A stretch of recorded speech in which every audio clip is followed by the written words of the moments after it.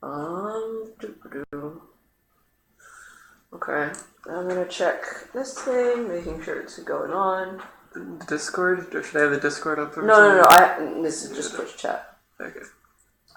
Come on. Oh, I think it's going, and then I'll just make sure. Yeah, there's just so much like little things I have to do and everything. This is how you want me to show you Stardew? Yeah, it's probably if we're doing Stardew, it'll probably be like this format. It looks like this is good. Come on, no longer hosting. Come on. Come on. Are you going? God. Okay, live. Let's click this. Okay, looks like we're going. Cool. All right. Hey everybody, it's CMS Power Hour, even though we're in Atlanta. This is my friend James, and because he's a literary fuckboy, we are literally just going through the classic game that I apparently show people who are literary kids, that it's Antichamber, which is probably like, I don't know, I think it's really cool. So what we're probably going to do this episode is we're going to play Antichamber, and then when we get bored, or when you get bored, we'll just switch off into watching Brinkema's playthrough and then talking over it. So probably a longer episode than usual today. I don't know what you want to do, but like sounds fine. Okay, yeah. So you start out. Sound is also seems to be really quiet. I don't know how to make this louder, but let me just try. But yeah. So it's not like Antichamber is a really loud game in the first place, so it's not much we're missing out. But why are you freezing? Okay, yeah, whatever. Anyways, whatever. So you start out in this room, which is like the Antichamber. It doesn't really tell you a name for anything, but like you see this exit, and like there's a wall in between, so you can't go to it. The game starts out with this image. And it's you sort of go through and you like find these pictures, and they're all sort of like this, right? Where it's like some picture and then like a vague quote kind of relating to it. So like another one would be like this one, it's the classic like duck bunny thing, and how you perceive a problem changes every time you see it. So then there's this menu here. So like, the menu screen itself seems to be a diegetic part of the universe, right? Like, there was also this countdown here, and so Mahidabel and I were like, what's going to be on the countdown? But then, like, it went to 0, and it's like, live on your own watch, not on someone else's. So then you also have this map thing here. When it first started out, there wasn't this, like, complete map. You only had, like, one point. And so if we click on something, which I think this was the first room, we come out to here, you see. So there's some weird things. There's, like, up. This like eye motif, and like just looking at this right here. We also didn't have this gun thing earlier.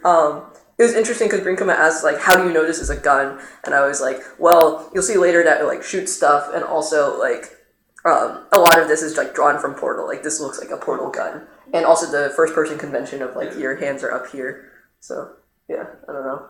What, you were gonna say something? I don't know. Okay. So I mean, like, if you already look at here, you can see that the colors are doing some weird things, right? Like, it's like this, like, bounded line. It'll be more clear in other parts. You can also see it's affecting the gun in kind of weird ways, too. And then also, like, the thing that's interesting here that you can kind of see is that it's not dark so much as it's black that's happening here, right? Because, like, you know what I mean? Like, look at that edge. Yeah. Yeah. I was at the movies recently, and they were really bragging about how great their like black was on their projector. It's not dark; it's black. Yeah, they're really making an emphasis about that. I mean, I just find that like that's already sort of interesting about like like a same thing with like the Vanta black stuff, like the darkest black and like absorbs light and things. It's sort of funny, but like there's some weird stuff going on with the colors in this game, which is why we're showing this to you. Oh, James took the color and film class with me, with Brinkema, who was the other teacher. Also, like, an intersection of colors makes black, not white. That's sort of weird. So originally this said jump, Hey, oh yeah, it's Marls. Yeah, that's A-OK. Yeah. Yeah, so, yeah, originally it said jump, and then if you look down, like, again, weird color things, like you see, Brinkma really linked it to, like, a projector image of, like, shooting out light. She wants to, She's a film person, of course. I'll show you another part where she was like, oh, this is, like, old film stock, and I was like, thanks for I mean, that's what Aspic is, too, right? Anyway, the most ridiculous thing I think was in the Mood for Love when it was like the curtains. She was like, "Isn't this like film stock, like the rectangles?" And they're like, "I don't think you're reaching most of the time. This time you're reaching." But it didn't say that. Right? She's a teacher. But yeah. So it's interesting because just like the color of this red and yellow, right? Like it already implies like when I go through this, I thought this was like an incinerator area. That's also partly from the Portal references, which like we were talking about like white box stuff earlier, and it's kind of like that, right? Like you look at the walls and like without this weird color thing, it is like a very sterile white box stuff, like the art gallery. Yeah, there is an art gallery in this game too. So like there's white box things going on between like like a science lab, which is I don't know when this was released in relation to Portal, but like I just get so many Portal vibes, right?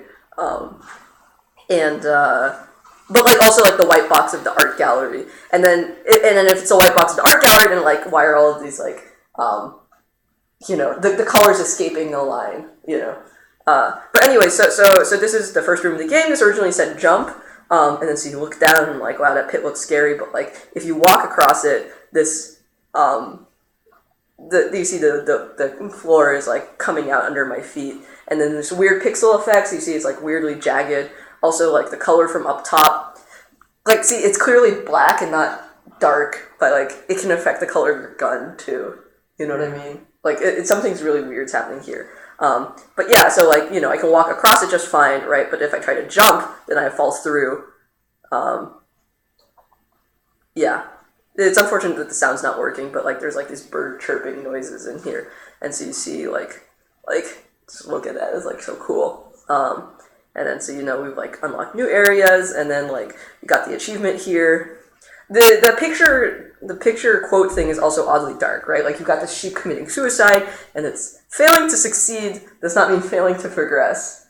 So yeah, right? Like but anyway, so I feel like that room sort of like that's the first room that you can have access to, and I feel like that sort of sets up a lot of the game of like this weird colors, these weird like perceptual puzzle things that like also play with space. So it's just also because you wrote your do you want to talk about what your essay was, your final paper? I'm like a mathematician by trade, and I'm really into like geometry and space. And when I was like thinking about color in film, I was really interested in the various metaphors we talk about color with, as like cubes or wheels or like cones, and these are all like very geometric. Oh, this like the spectrum. Yeah. The spectrum is another one, and kind of looking at various ways that moving color like complicates these geometries, because when you're looking at a film, you get this extra time thing going on, and you can like have two colors mixing, colors like bleeding into other regions, stuff like that.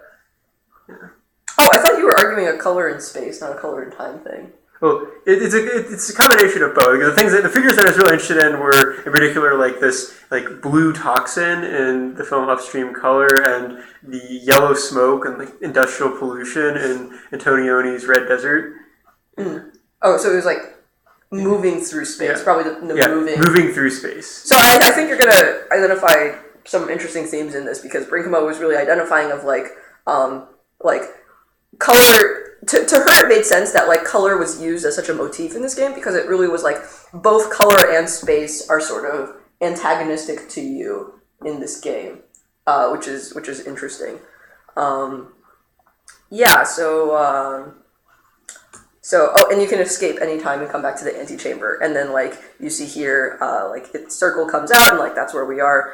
They had some like I'm a little bothered by like the pretentiousness about like the I talked a little bit about this with some Hittabell, but like years of Flash games have kind of, there's a whole series called like Pretentious Game, where it's like they make fun of the like you tie game mechanics really closely with these like pretentious quotes. So It sort of bothers me a little bit, but whatever. This is an old game. So like Into Darkness and like both of the things were dark paths, and at the beginning it was like leap of faith, but it turns out like, so yeah, so when I showed Brinkma, I just kind of showed like a lot of interesting things because I was just kind of showing her the space. We could do that, or we could actually try to progress in the game and go into areas I haven't seen before. Whatever. Make some more choices.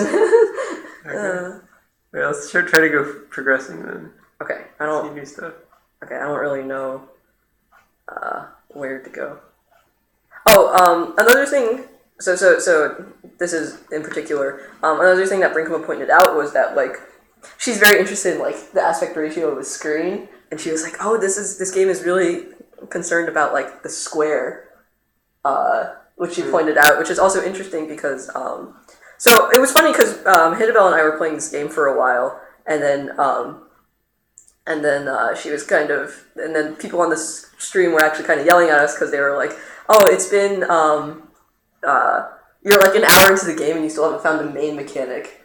We were also apparently going through the game backwards, whatever this means for a non-linear game, because like you're supposed to see the pictures. You're supposed to see the pictures first, and then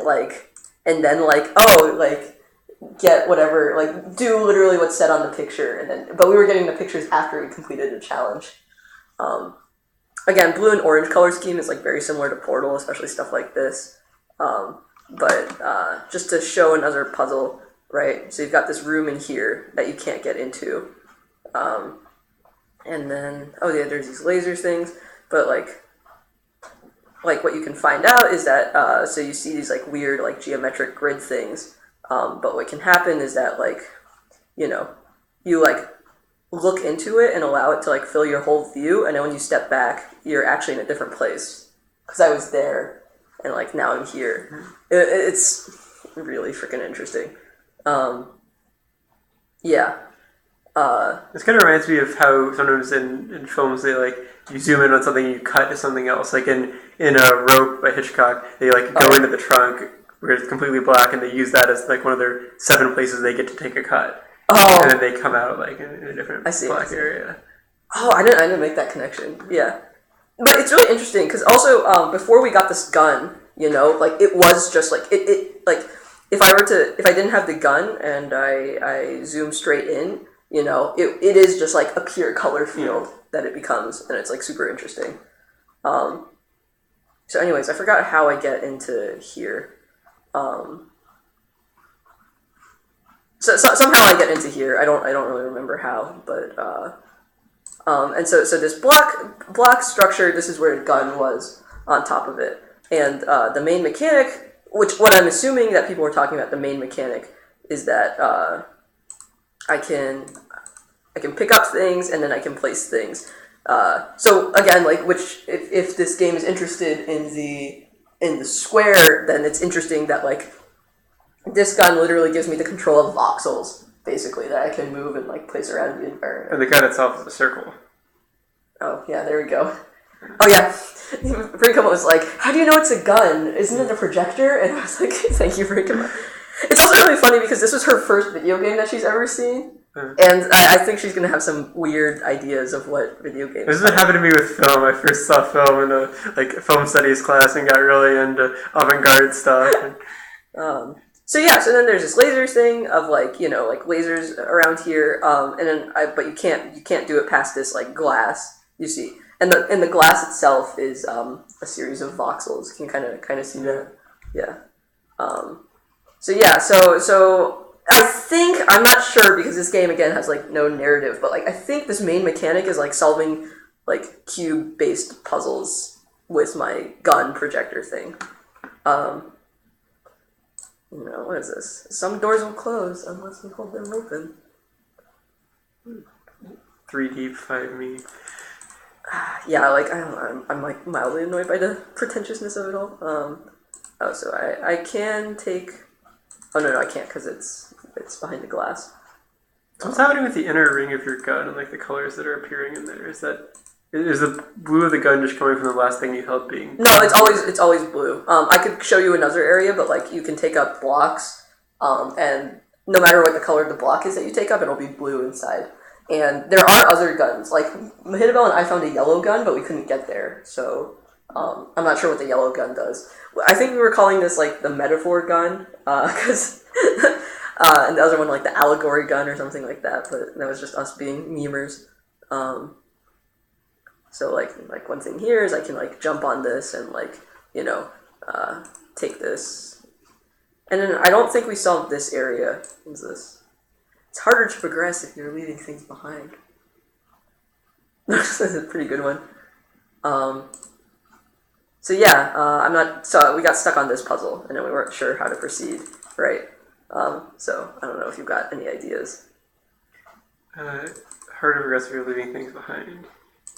Like, so that's... Is there any way to go back and grab one of the others? So, yeah, that's an idea.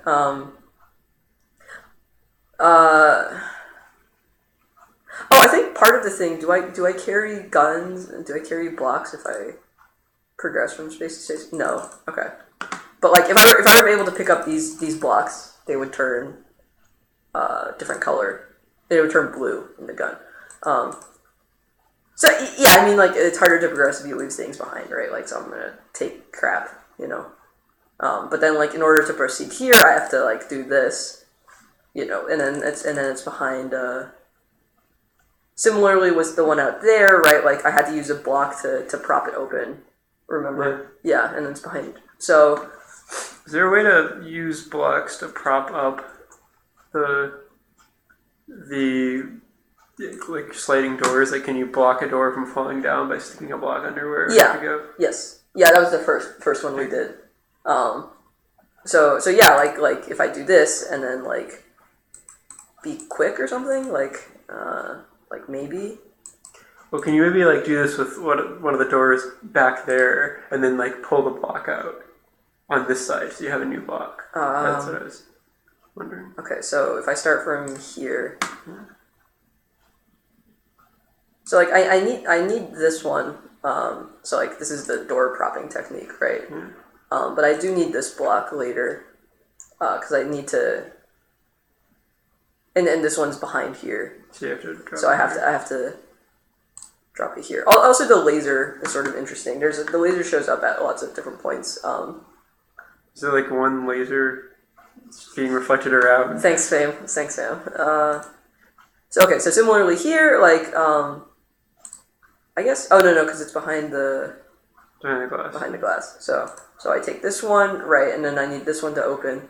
Oh, so I could maybe... Like I'm not... You're not quick enough. It doesn't look like that's going to work, yeah. Yeah. But then, then I don't know how this one's supposed to... Can you take that one and prop the door behind you with it? Like, prop...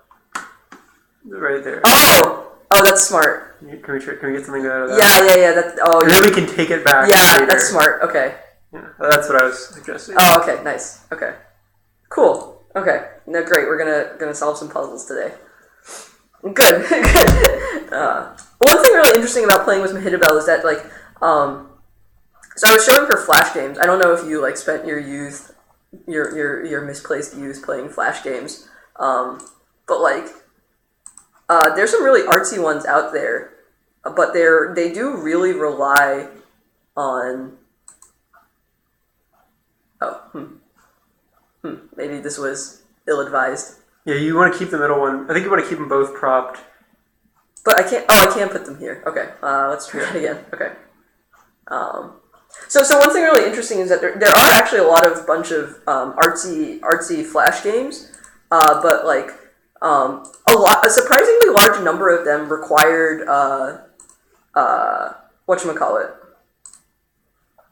experience with platforming skills. And it was really hard to watch, like, I had all these cool games for Mahitibel lined up, and it was really hard to watch her because, like, she just really wasn't familiar with platforming, and then, like, the mechanics themselves sort of got in the way of her being able to enjoy what was going on, or, like, the interesting, like, artsy stuff. Which I found really interesting, also because, like, I never found, like, I don't consider myself someone good at platformers, but, like, I had the vocabulary with which to do it. So something like this, right, like, we were able to solve this puzzle a little bit. I mean, she's done stuff like Portal and things before, but you know what I'm saying? Like it was interesting seeing like. You want to be on the other side of that. Oh, that weird thing when you take that. Okay. Yeah. Yeah, talking and playing is hard. That's my excuse. But yeah, I just found it interesting that like I hadn't even noticed that there were these like small platforming mechanics until like I saw her having trouble with it, like because it just seemed so like natural to me. Same thing was like this moving and talking at the same time, like.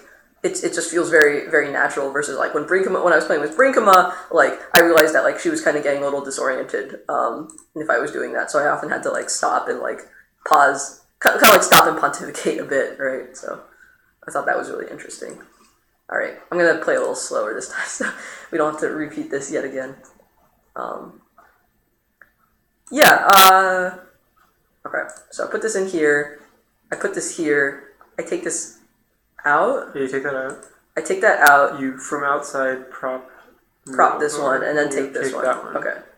And then put this one in. Yeah. And then I take this one out from this side. Yeah. Okay. Okay, so now we're in places I haven't seen before, so let's see. There are multiple ways to approach a situation. Oh, so I've actually been in this room before. From another direction, or? From another direction, I think. Okay, so I need to be in this room with 3 blocks, because you can see, like, it's, like, starting to fill up. Yeah. So... From the other direction when you came in, did you have some blocks but not enough, or...? I don't remember. Yeah. I just remember seeing that picture before. So, okay, so if I put this here, it raises that door. So let's see where that is.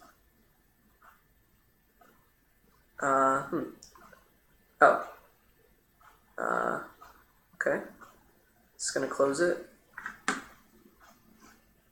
Okay. Okay. Oh, okay, so that's what the other side, or the block was. So, but now I can go through here. I don't remember if this is This is like an elevator. Yeah, it's like an elevator. Okay, so there's this weird thing here.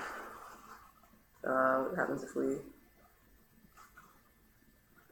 I think one thing that's throwing me off is the lack of sources for these like color patches. Oh, you mean these? Yeah, for those.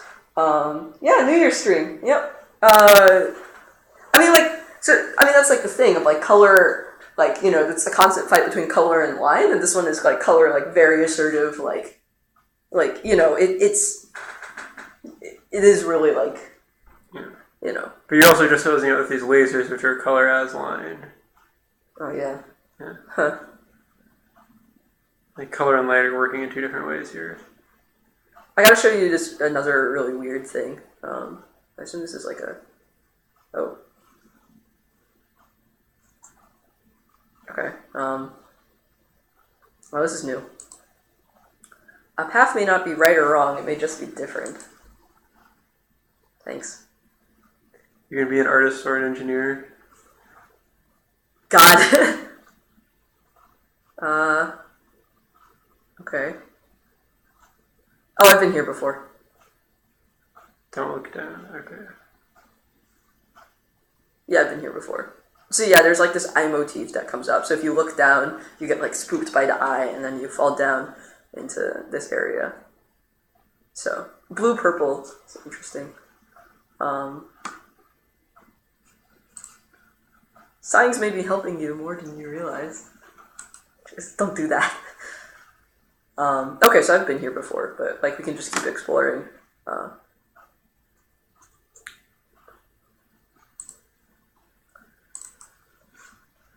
Yeah, so you see I can... Oh, so this is like the intended way for you to go through.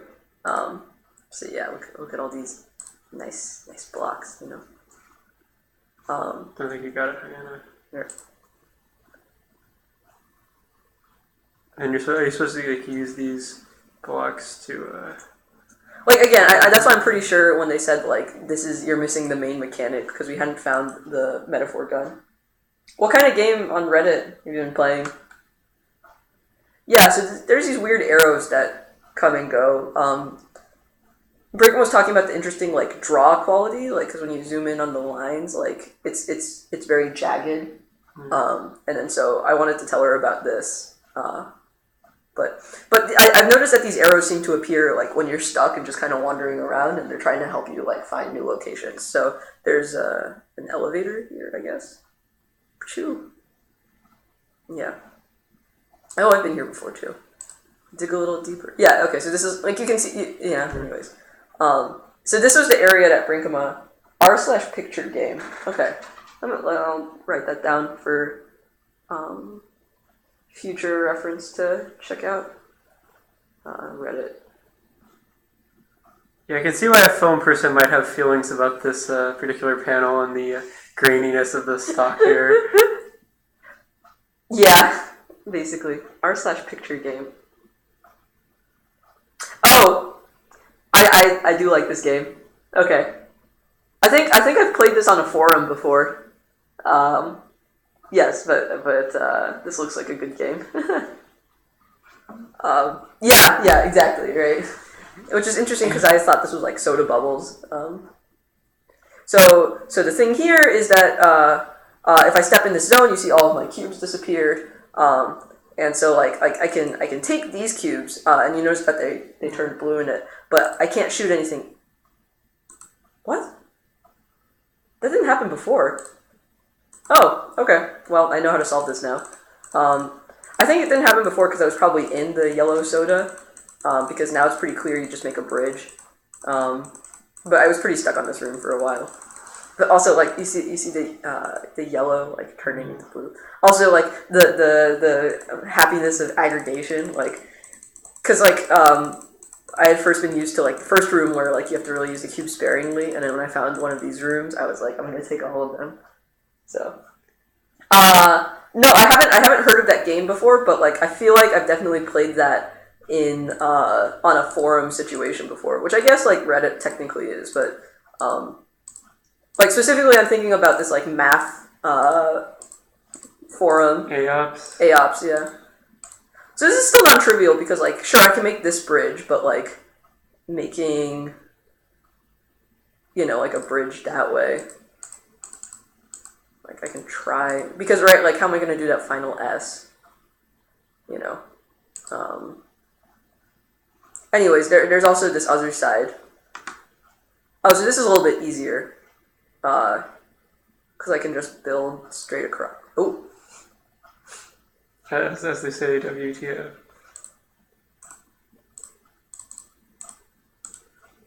Okay.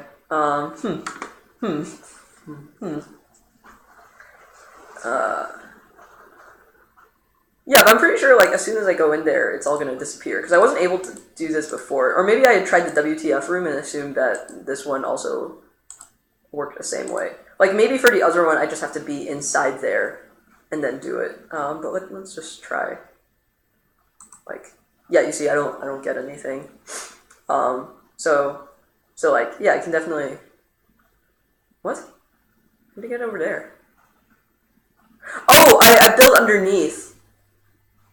I build underneath. Okay. Underneath the panels. I think that's how to do it. Mm. But like maybe this one I have to be inside the bubble and then I can take it. No. Okay. Yeah. Okay. So yeah, I guess like what do you think about the game? Maybe I just do the. Oh no, because even if I do, where's my cursor? Oh, so I just can't take it, and then if I throw it, yeah, okay. I can flex my Google Foo. Yo, Google Foo is like an underrated talent. Oh, I'm like not gonna lie. A lot of people, so I hadn't met this friend before IRL. I just found him online on the internet, and then he had like a stalking competition of like how much personal information can you find about me. And so like I participated in it, and I ended up winning the whole thing, which I was really proud about. And he was like really freaked out because he hadn't met me before. Eventually we met in person, but that was sort of a funny thing. It's like, how we first met. Yeah. No, and Google Foo is like a really underrated talent in my opinion. Anyways.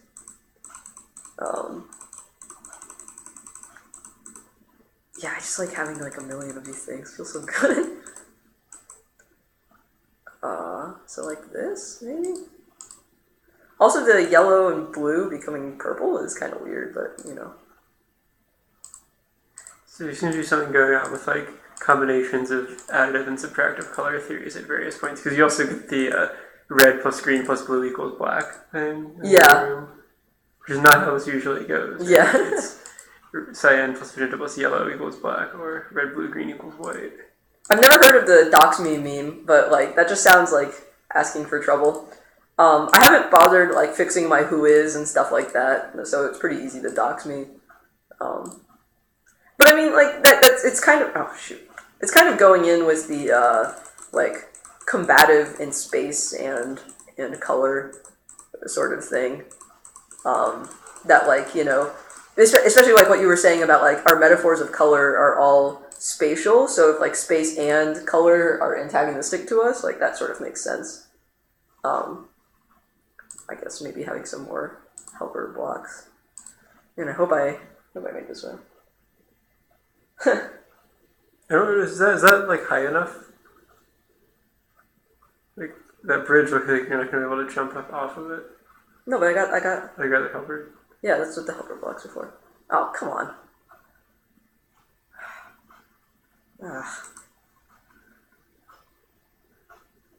I think one thing that's been interesting is that like I've been pretty paranoid about like putting who I am on the internet out there, but like now that I'm like a professional adult TM or something, like you kind of have to be like I'm this person on the internet and stuff like that. Granted, like I had a particularly like weird experience where I became a lot more public than I wanted to be, but yeah.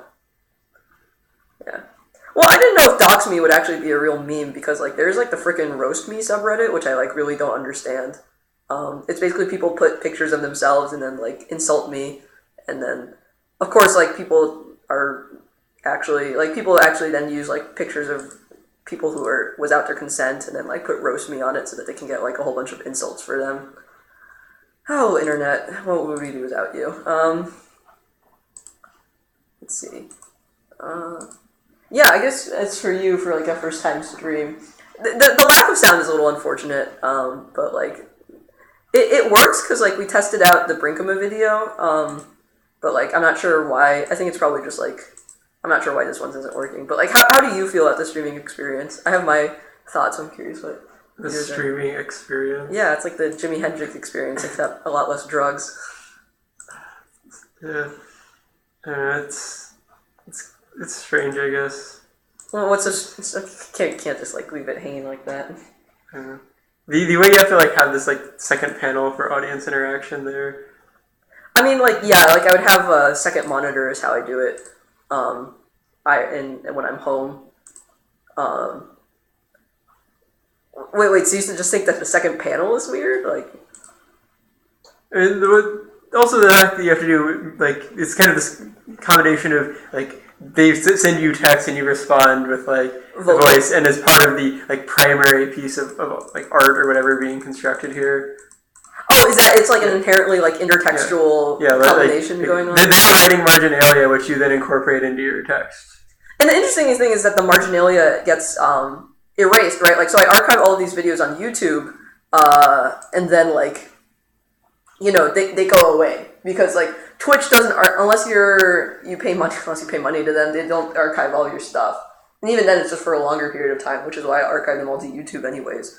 So like unless I like directly read out like what Linstra is saying, like that actually gets lost, But it is weird, right? Like you've got your visual, your textual, and your audio component. So for me, I often feel like this is like a radio show because like I can't talk to these guys are a part of the stream, but it's like ultimately like I'm hosting this weird thing, right? And like also with the live streaming aspect, like it does feel more like radio. Okay, let's see this dumbest staircase. Don't fall off. But you've fallen out from under the stuff. I wonder if you can pick up your staircase again. Oh, I could. Yeah. Wait, that was the whole point. Was the dot underneath the. It's not actually that bad if I fall through because you can. There's a way to come back up. I'm not actually standing on this. God dang it. There's an interesting part where, like in Stanley Parable. Have you heard of that game? No. It's like a weird meta game, basically, where it's just making fun of like game mechanics itself. But you can like look and see you don't have any feet, and it feels weird. And I was talking to Mahito about this because like, usually like first-person shooter games don't allow you to like look all the way down to notice that you don't have feet. Same thing was like putting your hands up here. You know what I mean? So like this is a weird view. All right. Nope.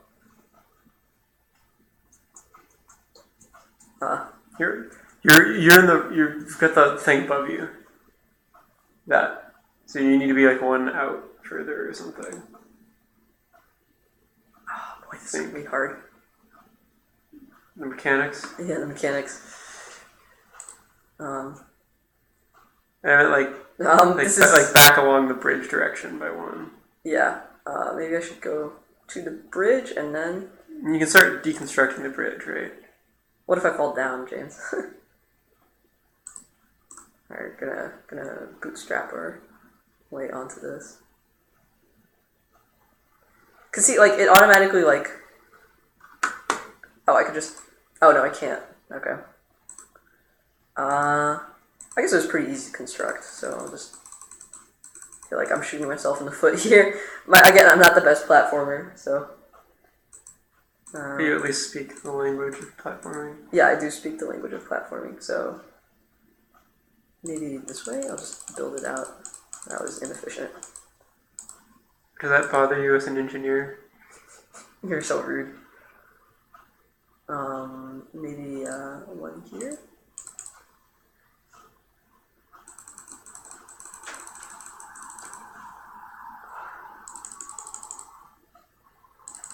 Something like this. I don't know. IDK. My BFF Jill. Nice. Grumble. Oh, the art gallery's that way, but I want to go back up. Isn't the entire place an art gallery? Oh no, do I have to... I can't... I thought there was a way to go back up. What a snarky thing. What appears impossible may have a very simple answer. I figured out the simple answer! Can you, Grumble. Minecraft style, place blocks and... Oh, I guess I could. Your way up? Yeah, I guess I could. Or could you use your gun of that kind of range? Oh, it does. Yep. Okay. Come on. Alright. Are we actually doing this? Grumble. Grumble. This is gonna take a while.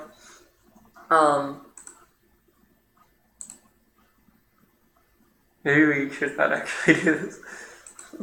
You suggested it. Can you, jump and then place one underneath you? Oh, yes. I could just make, a giant tower. Yeah, that is kind of what I meant by Minecraft style. Is that, Oh. I always found this, super disingenuous about, moving around in that game. Where you can just... Oh, boy. Well, actually, you probably don't have enough blocks to make a giant tower all the way up. I'm gonna keep on mountain climbing then. Yeah. Yeah. I mean, I think another thing interesting about streaming is just the economies of scale. So what Linstra and a bunch of other people say in the chat is that one thing they like about small streams is I'm gonna keep going. One thing they like about small streams is that it's really about personality, and you get to talk with the person and actually interact. Whereas for large streams, it's really a spectacle event. You know what I mean? About a spectacle event of they really can't interact. And I'm not sure if you've ever seen Twitch chat for a really large stream, but it's I've seen Twitch chat for some of extra trickies really that's small. Speedrunning. That's small scale. Okay. Yeah. Yeah. And I've seen Twitch plays Pokemon. That's a whole other. Imagine that's about the pace of it, and just more spamming emojis or emotes and stuff. Kappa. That's what you say. Kappa, PogChamp, all that. So yeah, I read this as Felipe originally. And my head was like, you mean life? So yeah, here's the art gallery. It's super cool.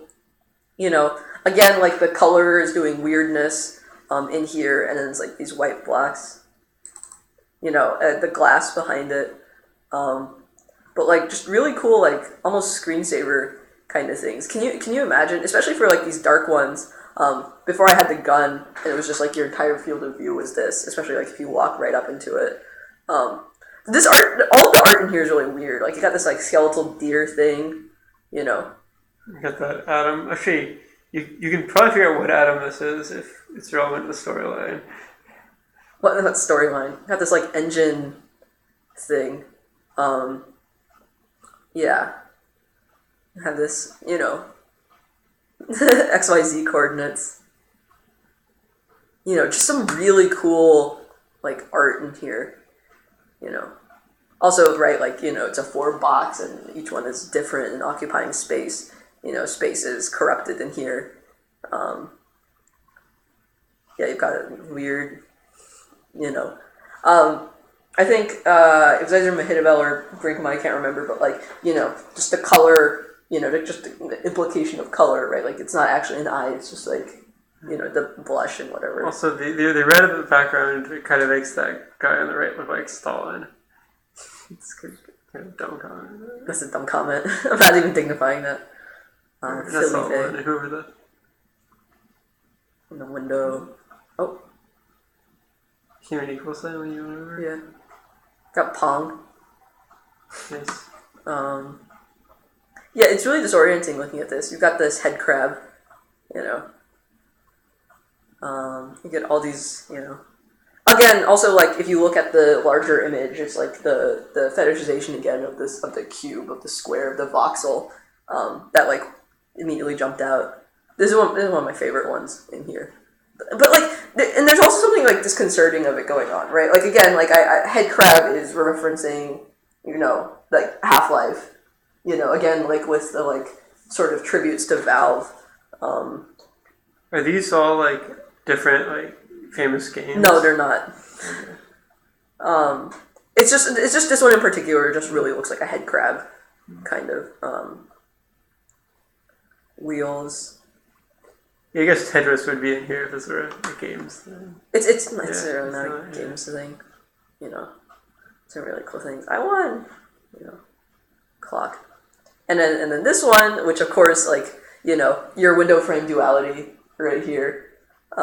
So this is the part I actually solved with Brinkema, is that there's a maze here, but just like look at the color and line, and then you've got like the thicker defined line, but it's like yet like if you zoom out, it's also like window frame duality, like marking out a space. And so for like here, there's a maze, and like if I go in this section, and like I'm back to where I started. So like the way we went through this is just like just following the color areas. Very Lost Woodsy. Yeah, exactly. Yeah. So I sort of guessed it was like, maybe we just like follow the color areas to get out of here. And this is a dead end. So like if we follow the color, this is a dead end. And then Brinkman was asking me like, how do you know what you're doing? And I was like, I don't. I'm just sort of guessing. And then we ended up into. I said we ended up into this room. What's this? You never stop trying to get there eventually. So then we go into this room, and then you go around. And you're doing more than 360 degrees of rotation? No, and then you come back to the same place. Some choices leave us running around in circles, and then I think the only way to get out is to escape. So you see like you see this board, and then it's like an achievement sort of thing. So like you can see like our storyline. What looks out of reach may only be a few steps away, and then the rejection. So. I didn't realize that. So actually, I don't think I had been there before because this one was new. Like I had these two, and then I had that one, but I didn't have this one. So, There's that story. Yeah. So I mean, one thing interesting I talk about this with Brinkma. We might actually just be repeating a lot of this stuff. Is that like this is not actually mapping the spatial connections between places. So. A conceptual map. Yeah. I don't know. Let's go try to get the yellow gun then. If I remember. I guess these whole very sketchy diagrams are a big part of what you do in math. And diagrams that are not actually pictures that representing things in any way. Whoa. Oh, interesting. So yeah, you see, we got a yellow gun over there, but it's how to get there. So I can take these blocks. You see, they're all turning blue in there. But then I need 8 things to open these doors. Right, 12 things for here. So it's how do I proceed? Especially because... Well, you have 8 things, don't you? Oh, Yeah, you picked up 4 green and 4 blue. Yeah. So you can open this one. Okay. Mm-hmm. Doop, doop. Oh! So, again, with the... So, if I jump... If you don't look at it, but look the other way. Nope. Okay, on here. I think this is the same thing about removing your blocks. Did I come here before? Yeah, sometimes we only have just enough to get by. Okay. Blue.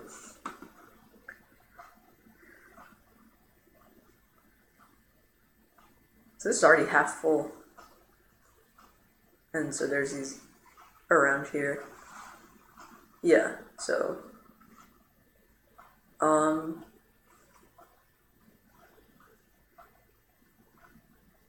I was hoping for you look up and you follow the staircase up. I'm not... Oh, maybe it's a walk thing. No. Yeah, it's weird. You hold down shift to walk in the game. So... Your default is running? Your default is running. Yeah, like I said, it's an unusual thing. Oh, this closed? What? What? Oh, okay. Can you prop that door open with one of the blocks, or will it close too fast? Maybe. It seems to be... It seems to be forcing it. Yeah. Great. I'm helping. Alright. Sorry. What was here? The right answers may also be the most obvious ones. Run at the door. So the guys are... Okay. So yeah, that was the yellow gun. I don't really know how to get past there. What's this? Don't look down.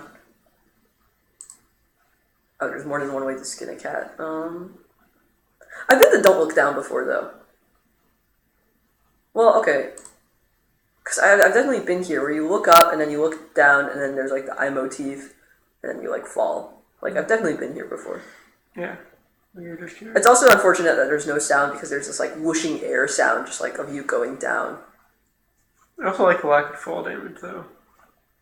Kind of a trope that I'd come to expect from games, right? Yeah.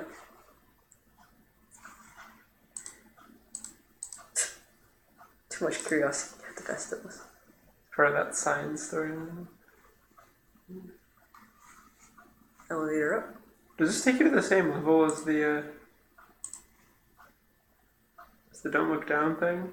Yeah, here's... So that's weird, because the elevator ride up did not feel like we were traversing the same distance. Well, look here and then look there, the elevator's gone, we're in a different place.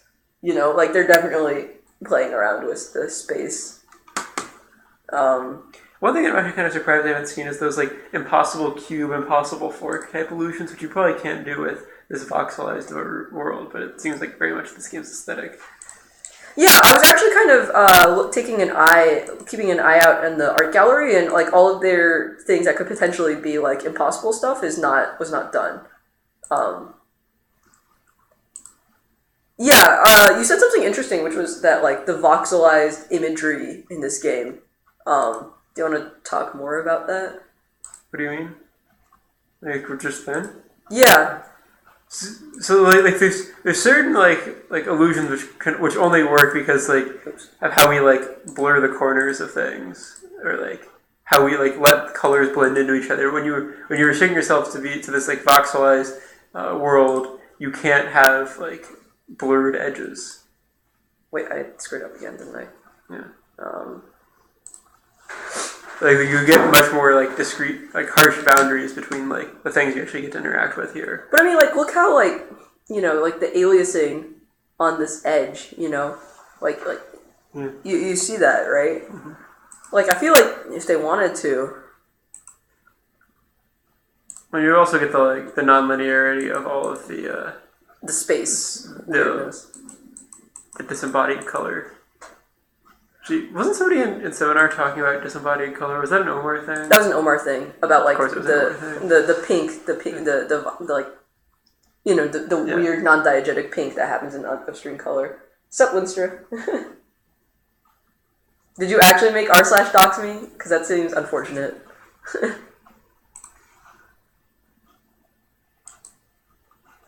All right, let's see. So I don't know. I have so much trouble with this puzzle. So then I do this, and then I do this, and then I do this, right? And then I get this. Yeah. Okay. Oh, okay, then we're here. And then when I put this in here, maybe I'll go into the trap this time, So if I don't put this in here, so I have to. So you remember I jumped over the trap last time. Yeah. Maybe what happens if I walk through here? Yeah, it still activates. Okay, so let's fall into the trap. Oh, interesting. You see these 4 up here? Yeah. You need more mass to activate the trap, or just fall from a higher distance.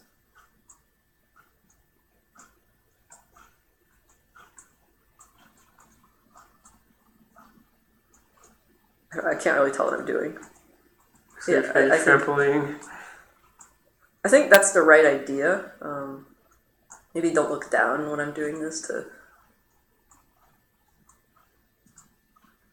No, I think I'm just playing trampoline. But I did get deeper than before.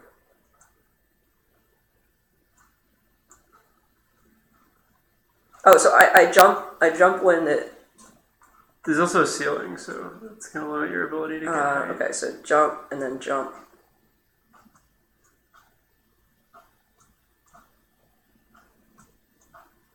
Yeah, I think I'm hitting the ceiling. Yeah.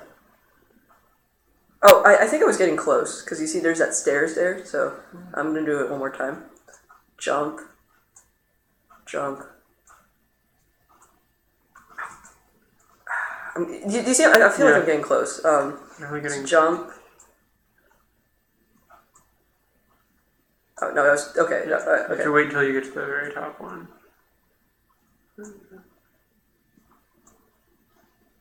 I think I messed up that time.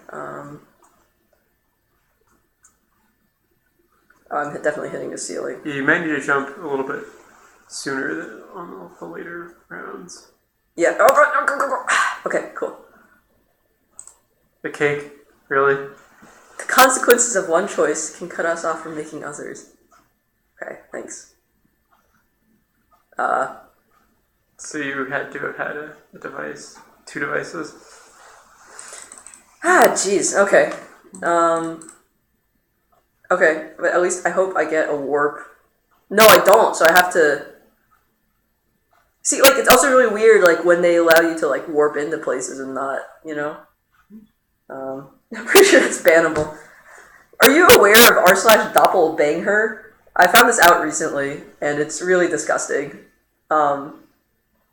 It's basically people asking, they're like, so I have this porn, and... So I have this person who I want porn of, and I'm going to crowdsource ask Reddit for porn stars who look like this person whose photo I posted. And it's just really uncomfortable, and I really don't like it. And that's not bannable, so, whatever.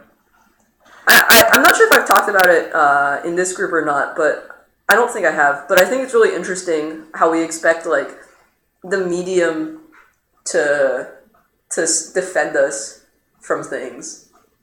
I mean, you see this with Facebook now too. Everyone wants them to defend us from Facebook. Right. But you don't ask like the mail to keep you safe, right? Well, I mean, if you started getting anthrax letters, I imagine. But you would go to the police. You don't go to the post office, like, right? Like, you would actually get very mad if the post office started inspecting every single piece of mail for contraband. And like, you could argue like, oh, that's because we've like split the authority up. But like, similarly, like, you would get very mad at the phone lines, you know, if they started tapping everything. In fact, we did get very mad about like the NSA tapping all the phone lines. But so there's this weird expectation on like this online thing. Maybe because it's privatized. Yeah. Maybe because it's privatized that like I think. But we don't get mad at ISPs. We get mad at We get mad at Ajit Pai and yeah. FCC. I think airports like we have the TSA there. Is that like expecting the airline medium to like save us, or is it delegating the power to some like police thing? That's a police thing because that's freaking right because that's freaking government. Yeah.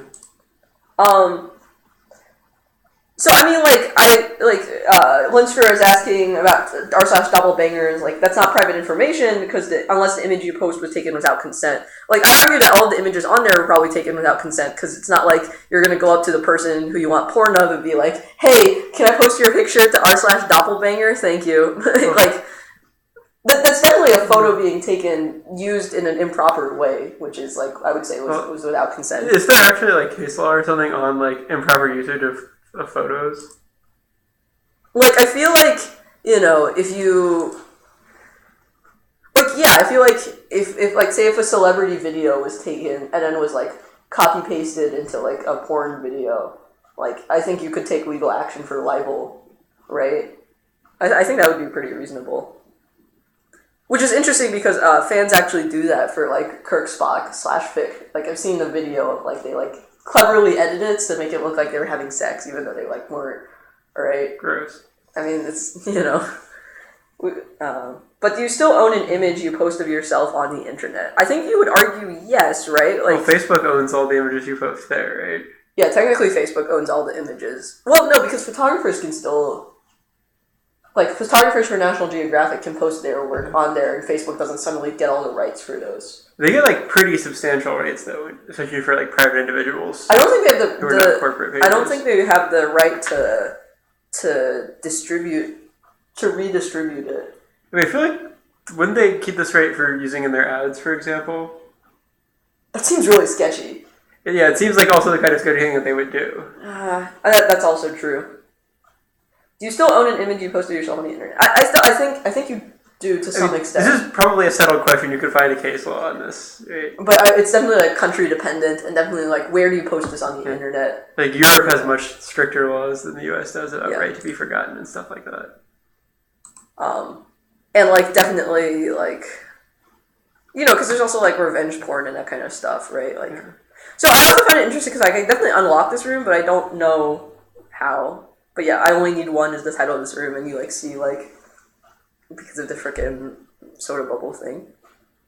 Stuck in a Rut was the one where we got running around in a circle. Yeah, I find it really weird which ones we can warp to and which ones we can't. I think it's super weird. Like, I can't warp to this intersection. And that connects to Don't Look Down. Facebook has the right to use them, but they don't own them, which I guess is everybody's right?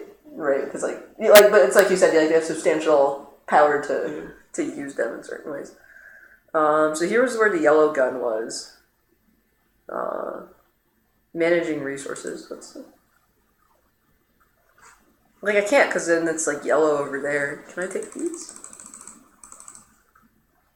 Like, what resources are there to manage? Like, I have 8 of these and...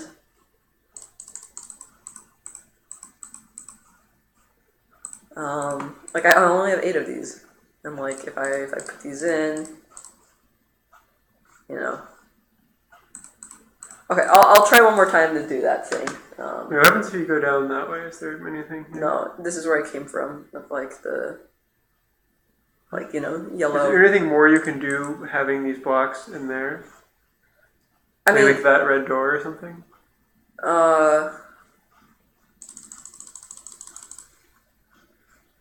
Like, I came from there and I don't remember how I got through there. Oh, yeah, never mind. Like, did more spawn? No, so. I can warp over there and we can see what's up over there. Yeah, it seems like here you have to put them in the Right, like I have to put them in here. And then... And you need one more to prop the door open and free your blocks. Yeah. Yeah. So I'm gonna try. Yeah, that definitely seems like. I think it's like setting down the door hitbox before the animation finishes. Yeah, I think you're right. Because it seems like it'd be bouncing off like something that's not there yet. I mean, could just. Yeah, I think you're right. So, I mean, I think that's interesting that they specifically programmed that, but. Oh, right, it was this dumb thing.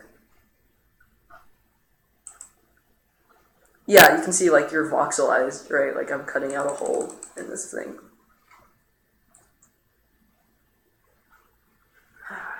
Anyways, so if I warp to the place before that, the ground floor. So you remember we saw, like, this weird color thing in this up. So, like, now we're actually here.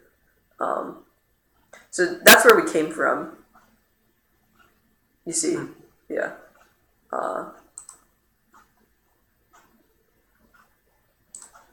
So right, it's like a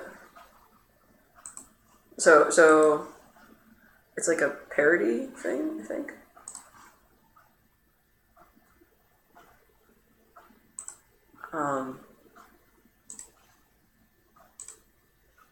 Yeah. So like I think that's how you go through here. You see, so like I block the laser that tells the red door to close. You know. The right, okay, so this is the thing. The right answers may also be the most obvious ones. But that gets blocked, right? So if I put this here, I like can't get to it because if I take this, it's gonna disappear. So can I? Well, I would have to be outside, I guess.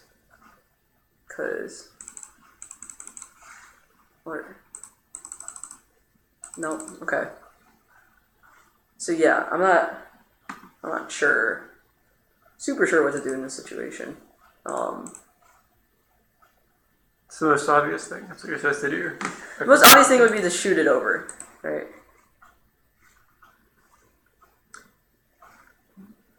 Is there like a gravity thing? Not yet. So you can't like try to arc it over or something? Not that I know of yet. I can show you the other rooms here. Can you? Oh, so this one. Moving through problem slow. So this one is interesting. So also look at this interesting like color thing of like it reacts when I'm moving, and it disappears the bridge. So like the thing to do here is to just walk across it, and then like this little blob of color thing doesn't really care as much. That looks like a Pantone color wheel, TBH. Trash. Okay. So you in this one, it's this eye motif. It like Hourglasses through. Yeah, and then but like we've been here before, so this is probably how I got to this point in the game in the first place. It was just like walking across this bridge. Can you carry some of the blocks with you across the bridge? Yeah, I can. But that probably won't help you any. Yeah, I didn't. Oh, what about those guys? Yeah, I can take Can these. you pick them up? Oh, but they regenerate. So like unless I can like do some hot speedrunning clipping action. Yeah, but I have a lot of blocks now. I suspect this is what the yellow gun will help me get through. but this is just more of a suspicion. They could help you with the This regenerating blocks, like little permatake blocks. I suspect. So this is sort of weird. That like so there's this glass in here, right? But like what I really want to do is I want to activate the lasers inside there, but I can't, Fire through glass. Yeah, so it's a weird thing. And these show up quite a bit. Yeah, this shows up quite a bit, and I'm not sure what to do about it. What happens if you put them in the other holes? Just like here. Yeah. Okay. Because that kind of secretly unlock something. See, like I don't know how I got that one in, right? Like. And it's not gonna help you get into the center slot, anyways. Yeah. Unless like. I was thinking like you played enough 4 swords that when you see 4 identical things, like put somebody on each of them and hope it works. Like, see. Oh yeah, but it's there. But no, because you can see like Still not. like a quarter of it went through because I got 2 of them in there, and I'm not. Yeah, I was just curious about the like larger windows on the outside, whether there's Yeah. something meaningful with those. No, but. It seems to be the other side of walk, which is this one. So if I do just walk across. Wait, no, but it's here. What is this? Okay, I've been here before. Okay, so it's telling me to go here because I was stuck. So I went here. This is the bridge that we rage quit because it was too difficult. The mechanics. Oh, that was a cool effect. Did you see that? Yeah. Yeah. We could just retry the bridge. Okay. Stairway to Heaven. What's this? Pink Floyd album? Song? Whatever. Okay, it's Led Zeppelin, isn't it? Trash. Yeah. Trash. What's here? What's this? More of the glass. Yeah, more glass things. But See, and then doing this, yeah. Some spooky shiz on the other side of that. Okay. Oh yeah, so walking. Let's walk through instead of run through. There's a crouching thing you can do. Okay, so I activate this one. I've been here before though. Taking one path often means missing out on another. I think I've been here before. Have I? I think I've been here before. Window frame duality again.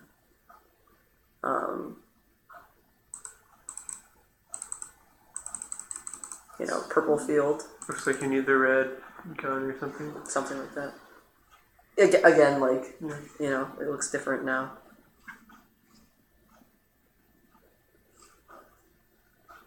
Again, like, jumping on this causes it to fall. And now we're at the Felipe district again.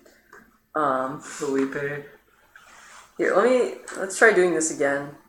And, like, hitting more than one. So that causes that.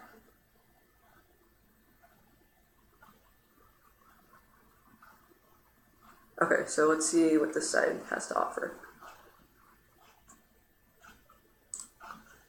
Some paths are straightforward. Okay. You want to jump in the incinerator? Sure. Whee! Whoosh.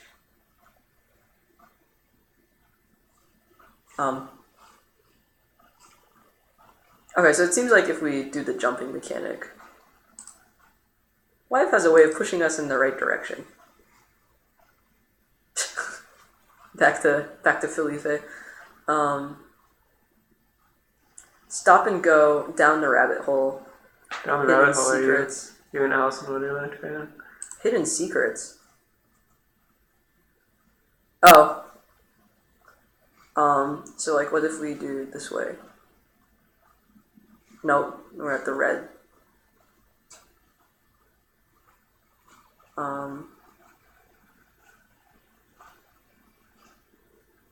again, this window frame duality. Got any thoughts about how? Because if I go backwards, completely unrelated, but this red-green thing is interesting with respect to like all this like desire for complementary colors and finding opposites. I have not downloaded the last FM yet. Green red are complementary. Yeah, in some systems, yeah. Oh, and then it blocked it out. Let's see that. I know the blue and orange thing because there's the blue, orange, yellow, purple, green, red. Okay. Approximately everything I learned in like second grade art. Okay. Yeah, and you see it warps me from here over to there. So hidden secrets, still not really sure. Down the rabbit hole. Okay, so if we're doing the jumping game, right?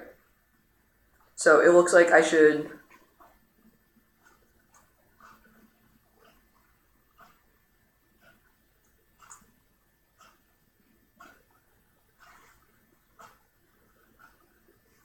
But it just stops me here.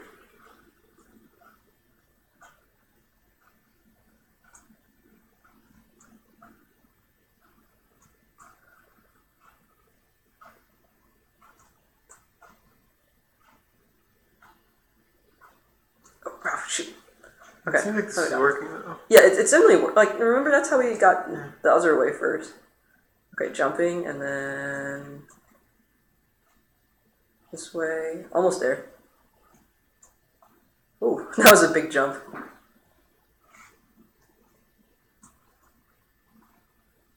Oh, this is so disorienting. God. I'm also not sure which direction. Oh, I messed that one up. So I'm not sure which direction we should go once I finish this. Okay, another one. Seems to be a symmetry of colors. Yeah, probably I should be facing the other direction. Oh, this is so freaking disorienting. Oh my god. I'm not sure which direction I should be facing. Try this way. I messed up. Okay. Can you tell? Like, we get to the white region. Then we get to a pink region below it. Oh my god. But like, then I hit this, I think I hit the ceiling, so. Wait, maybe it doesn't seem like there's any doors until we get to the pink region, maybe? It's hard to tell. Life is pushing you. Oh, jeez, I feel really dizzy. Can't you just look straight down? Alright. And use that to try to figure out which direction the door is. It's harder to time the jumps this way. Yeah.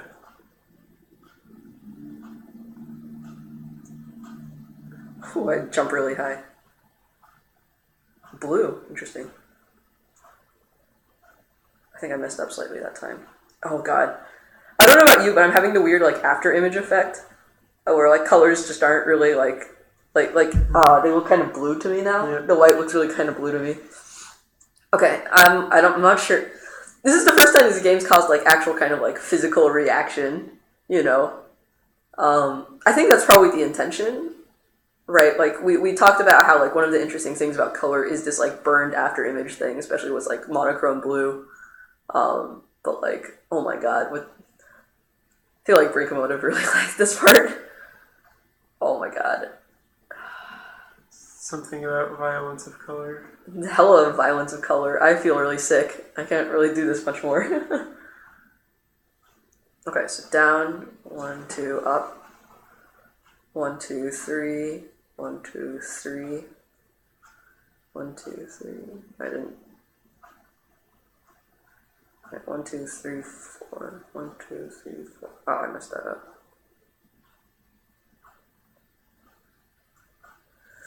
Do you think this is the right way to go about this? I have no idea what I'm doing.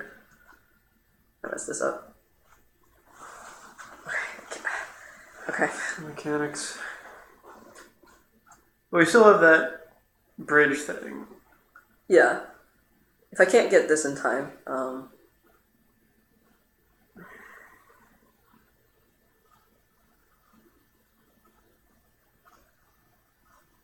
like I'm definitely hitting the ceiling. I jumped way too early on that one. I think I'm still jumping too early.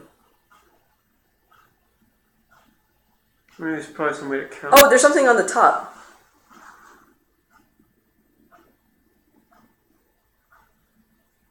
Yeah, maybe we're going the wrong direction because there was something on the top this way. Maybe that's where we came from, but I don't remember. Well, actually, like where we came from is ambiguous, right? Like maybe I messed that up. Okay, but like, because right, like it doesn't matter. Like even though that we came that way, like it might be something different now, right? Up down, up down. That was too early.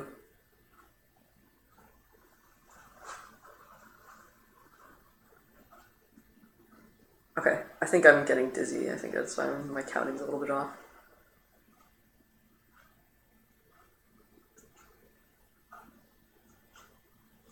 I think you might be able to use the color of your gun to help you time. You think so? Actually, no, it starts becoming blue after you jump, not before. Wait, it's always blue. Oh, like light blue around the edges or something. Oh, jeez, I'm so sick. You okay? You should probably just stop doing this puzzle.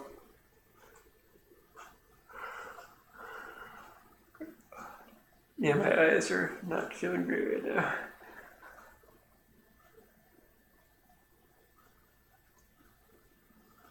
Okay, once starts going to the white region, then I think we're there.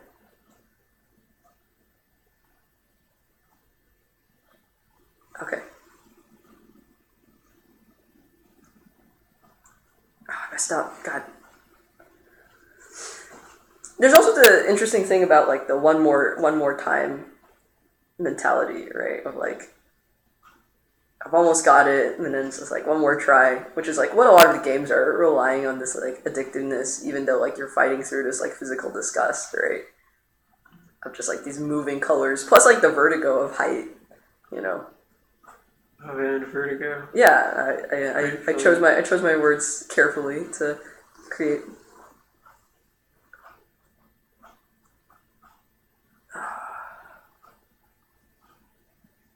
Okay, almost there.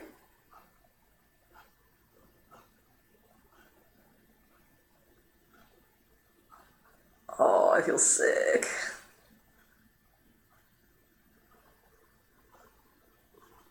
I think I'm doing worse every time. Yeah.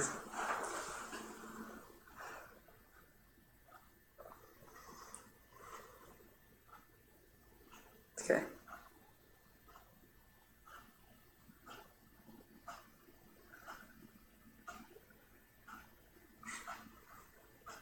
Okay, it's that way.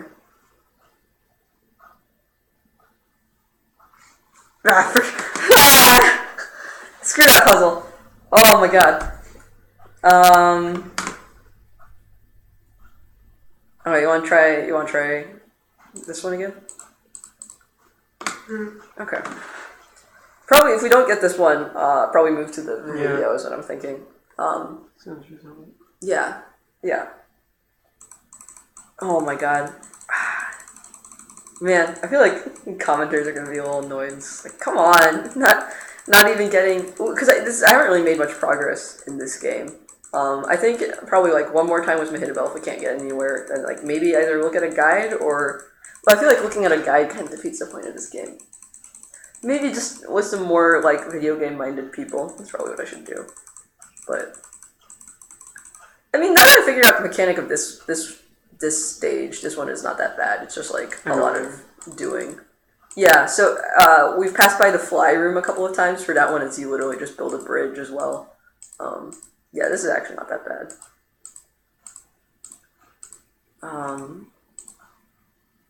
That was really low. Okay, so now we go from this angle.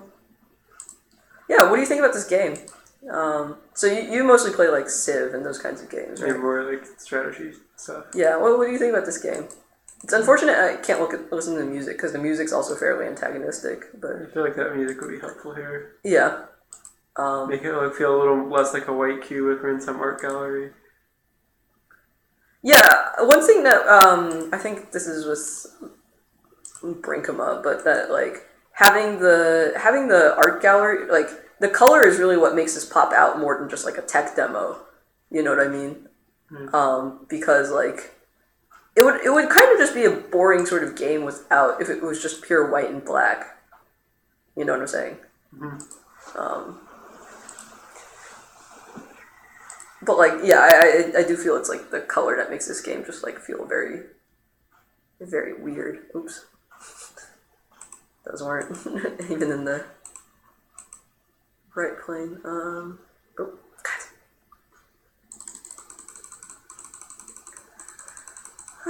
Yeah, I don't know. Are you interested in doing Stardew next Thursday? Whatever. I don't know. James is a man of no strong opinions. I feel like you're just gonna complain about the hops operation. Like That's what the viewers want to see. The viewers have not seen Stardew Valley yet. I'm just in media res and yeah. Oh god. Oh my god. God, freaking voxel placement. When I first heard the term voxel, I thought it was really dumb. Even though, like, because it's like a volume pixel, right? Like, what? Ah. Yeah.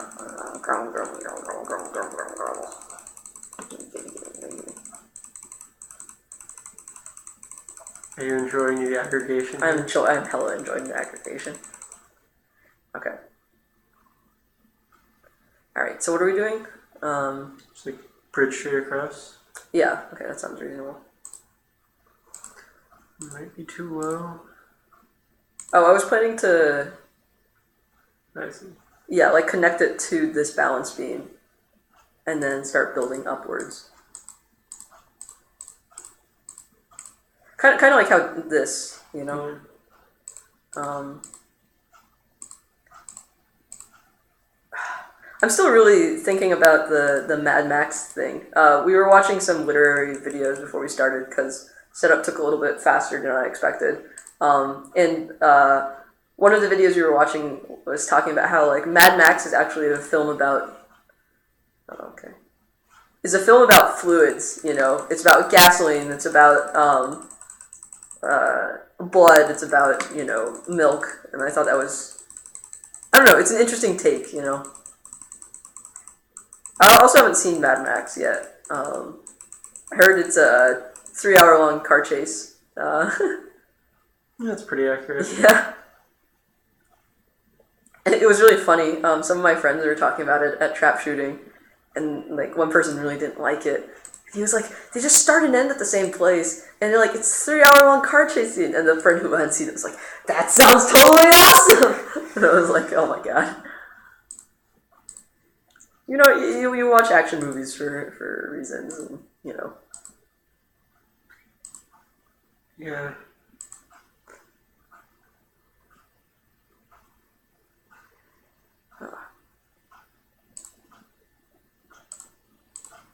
When did you see it? You saw it in theaters or No, it was like on TV somewhere. on TV? Yeah, jeez. Wait, original Mad Max or the new one? The Fury Road one, I think. Yeah. No, that's already. It's really weird being like not watching TV really, because it was like quite a bit of part of my life, I guess, growing up. We have freaking home videos of like me sitting on my dad's lap when I'm like 1 year old and we're watching TV together. Ah, come on. Maybe that'll be enough.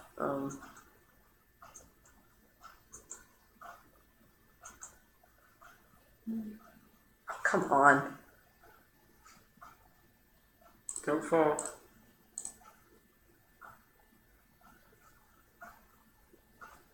You can't jump. Oh, because of the ledge. Yeah. Oh, okay. You need to get filled out a little bit more. Okay. Oh, I see. So I'll do this maybe?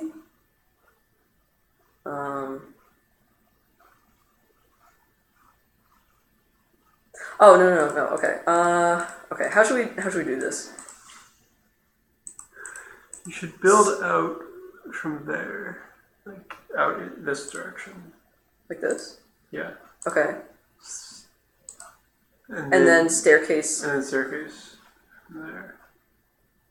Oh, and we should just like repeat this, I guess. Yeah.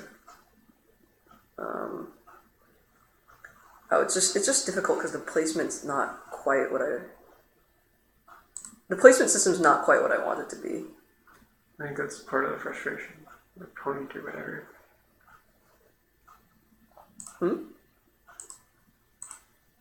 It's like part of the point.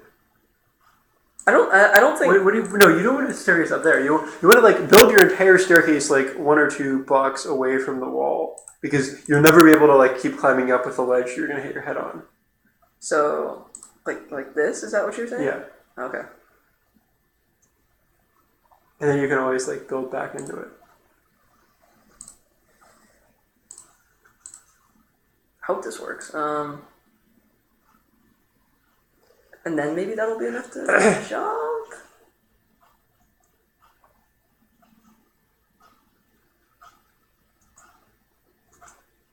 Oh my god.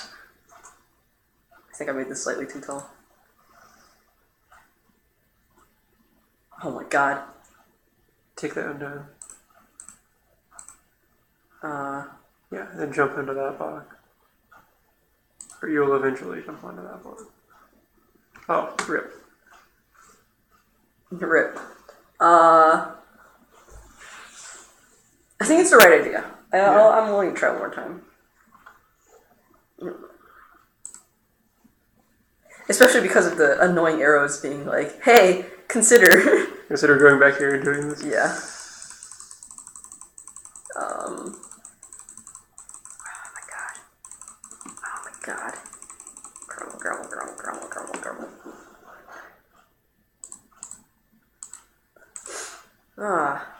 What movies have you seen recently? You saw new Star Wars. Yeah. I haven't seen Star Wars yet. I really want to see Disaster Artist. What other movies have you seen recently? I saw the Kingsman sequel recently with my family. Oh, I thought it was trashy, but I liked it. Yeah. I liked the original Kingsman, so.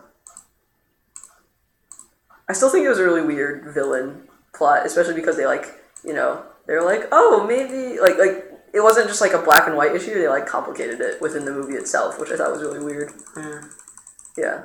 But it seems like they really did not do a good job, or were very artificial in their non-black and whiting it. I think it's also how I feel about new Star Wars sequels. It's Star Wars is something that was initially very Manichean black and white, and then started getting complicated. I hate Kylo Ren as a villain just from Force Awakens. It's just I'm a whiny emo teenage kid, and it's just god dang it. In Expanded Universe, Han Solo didn't die, but Chewbacca died, so I thought that was interesting that they decided to make the choice. I think more likely, it was Harrison Ford decided to make the choice. Yeah. Man.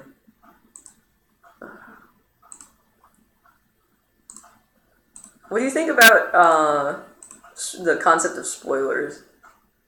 Because I remember, I think it was a friend Duchovny who was at one point the fetishization of the primary narrative that society has, which was a very bold statement, and I'm still not sure what to think about it. But maybe the fetishization of the pure, untainted, unspoilered experience. It's a very provocative statement. So what do you think about spoilers? I guess as a concept, or maybe that statement itself. I think it's coming from a place where there's a particular way that people feel the narrative should be experienced, right? It's a narrative prescriptivism.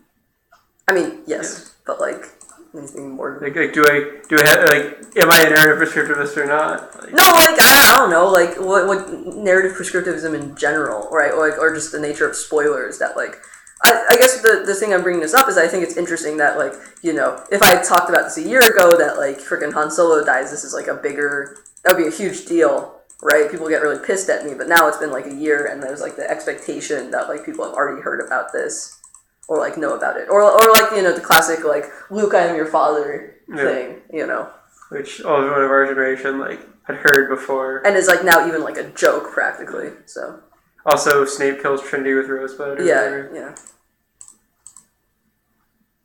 I don't know. Any thoughts? Like not particular. I feel like you haven't formulated a question really. Thanks, fam. Is it like narrative realism for or against? Yeah, I guess the question was basically narrative prescriptivism discuss. You know. I mean, I'm not a narrative person. Yeah. I should probably more about language and stuff like that. Okay, what do you have to say about the circle and the projection aspect of a lot of the light in here versus all these all of this square voxel? So from this direction, actually, it looks more like a pool. Like you're looking up in a pool. Yeah, when I first saw this, it looked like soda is what my reaction was. But you can even see the weird way that light plays in the water. So. I guess the other thing that comes out about spoilers is when you're doing math problems and you don't want spoilers, you want to have the experience of figuring something out for yourself. Mm-hmm. Just not the usual kind of context when you expect to hear the word spoiler, but I see. Originally, said no spoilers. Let me think about this problem a little bit more. I see. How do I need it? I need to make it go out a little bit more. Now I feel comfortable taking out this bridge. She says before she falls. Thanks, man. I mean, it's not like falling would help anything because I have to warp back up here anyways. Okay. Oh. No! I was closer that time. Why do you make it bigger at the parts where you're going to be doing sensitive maneuvers? Make it 2 or 3 wide. Okay. You're salty. Salty.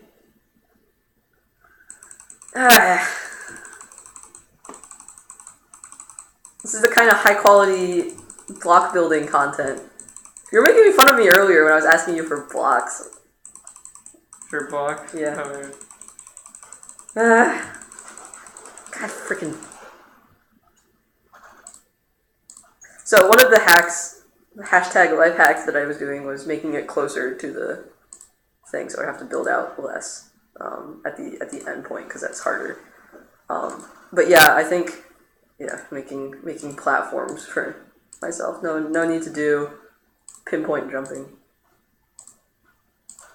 Yeah, I feel like I would just title that place with blocks. We got places to go, James. Brute force. Yeah, just cover the entire pool floor. Not quite that much. Wait, why am I building it over here? Why don't I? Oh, it doesn't matter. It doesn't matter. I was like, oh, why don't I build it over there? Why don't I build it here? And I was like, no, I just need height is really what I need.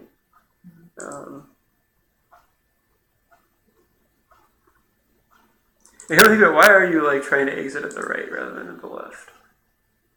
It doesn't matter. I would still have the same problem. Yeah. I mean, I think I just start at this side because I have the. I can if I'm here, I can just click at the blocks. But yeah, I don't think it matters really. And you can exit directly above where the bridge ends, right? Yeah. Okay. I mean, for both, it's like a duplicate of what's going on here. Yeah, I don't know. We Minecraft now, boys. We've been Minecraft now, boys. God, you wanted to make this tower straight up. Remember that? God. I actually never played Minecraft. I didn't get into PC gaming until my junior year of college? Sophomore year of college. Because I didn't have Steam. And I actually had to get Steam for class. For the video game class. Because I wrote a paper on Papers, Please. So. I guess you had it because you're a friggin' Civ boy. Yeah. Yeah, same thing with Facebook. I only got a Facebook because I needed it for math team, because they were coordinating who's going to what competitions and stuff. Oh shoot, I made it too tall. Not a problem you often have. Rude. Shoot.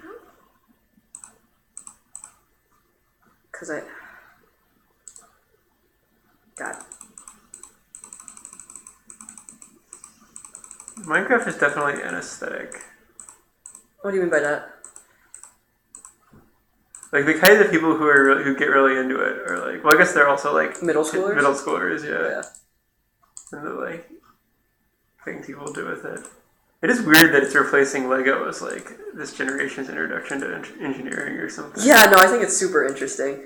And especially because like Redstone is in there. Because I remember when I was trying to learn electronics, like I was having really hard time finding like hobby resources. And then like now like kids are discovering and OR gates through freaking Redstone. You know what I mean? Yeah. That's weird. That's weird to me. I'm also... Well, okay, I guess like if you make the analogy to Legos, I was about to say that, it's kind of weird that like little kids are super into it, but then like if you... It's just like Legos, and they're like, okay, that makes sense. Come on. Be like this, Blocko.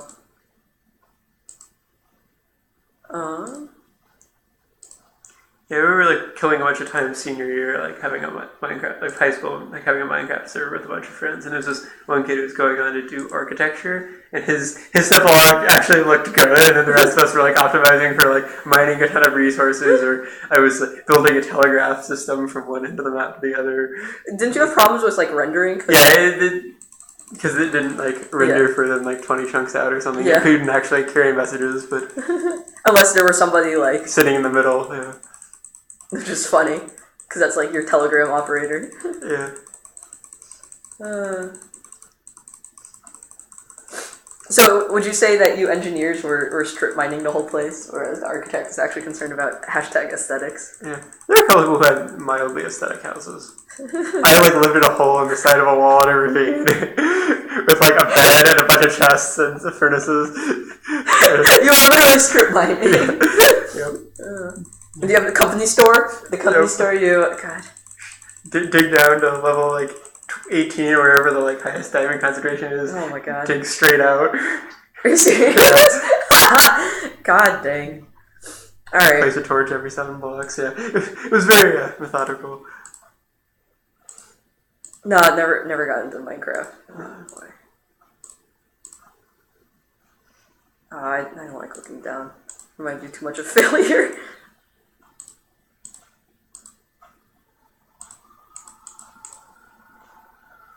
Remember to build wider this time. Yes, sir.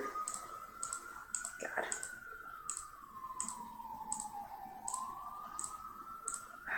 God, we Minecraft now, boys. I mean, I guess Minecraft is another game where it's the fetishization of the... Oh, God. Of the what? Of the voxel. Yeah. God. I played this, like, Minecraft in space thing called Space Engineers for a while. Sorry, Space Engineers? Yes, that's the name of the game. Space Engineers. It's like an asteroid mining, shipbuilding game, which is also voxel-based. Yeah. Are you salty? Space Engineers is probably one of the dumbest names I've ever heard in a while. Yeah, it's not very creative of a name.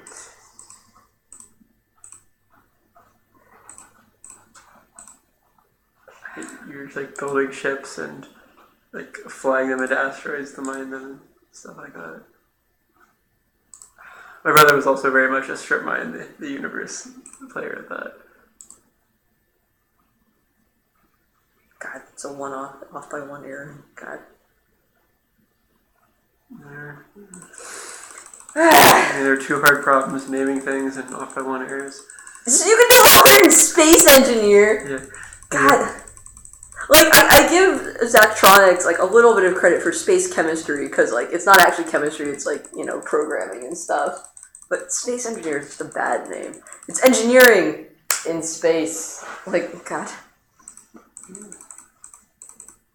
I always call it, like, spangineering or something. Like, Spangineering sounds like a bridge building game. Oh, you're the best span. Actually, I don't know what the bridge building game is called. You've seen the bridge building game, right? No. Oh, it's literally you build a bridge, and it needs to support like a certain payload and stuff like that. I'll show you clips after this. It's like sim bridge. Yeah, basically. And there's like a whole bunch of things of, like nailed it, and like you know the truck does like a loop-de-loop and like coast and like jumps across the other side, and like when it reaches the other side, the entire bridge collapses. But it like satisfies the like weight requirement or whatever. I know I've seen a lot of like bridge building like Poly bridge, like, that's what it's called. Yeah. Like high school like science flavored competitions.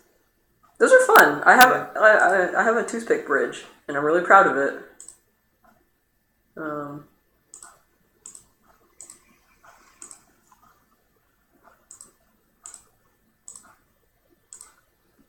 God, we really Minecraft now, boys.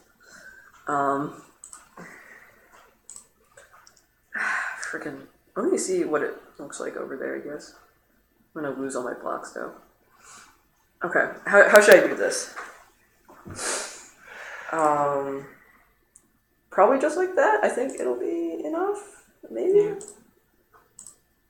God, we really Minecraft. And if this were really Minecraft, we'd have like obsidian, so like griefers couldn't come in or something. The griefers? Yeah. Aren't they called creepers? Yeah. So creepers are the things that blow up all your stuff, and griefers are people who come by and pour lava on your stuff or something. Yeah. Sometimes you need to be carried. Carry me, fools. Team carry. Got it. This is cheating. Wow. No, dude, I gotta cross the other side. God, freaking. Can you teleport here now? I'm not exiting out until I finish, until I explore more, because I don't want it to be like, oh, you can't build the whole thing again. Alright, where did we unlock? E. Spoopy. Elithe. Whoa, okay, so there's some automatic doors there. Is that a red gun? Oh, it is a red gun. Okay, there's some cool, dark white things going on there. Red gun. There's nowhere else to go, right? So I guess we'll go through the automatic doors. Yeah, and you can take the L or the gamma. No. Alright. Whoa. What? What is reality even? Oh, we're back to here. What? So maybe I shouldn't have taken that block? Alright, there better be a warp point. There better be a warp point. Impossible paths. Oh, wait, what's that in the lower right corner? Climbing the tower. Okay. So there's a warp point, which is good. Good. Climbing the tower. Oh, whoa. You see that? Yeah. So it's that from there, and then...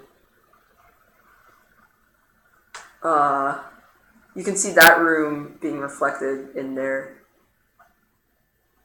So, is it this thing where I, zoom in? And then... So it's a red gun. So this is just straight through. And then this one... Whoa, the red gun's, right there. Can you, zoom in on it and grab it? Well, I don't know what the red gun would do for you at this point. The zooming in technique doesn't seem to be working. So this is just maybe it's glass darker than other glass. It's like a weird glass, yeah.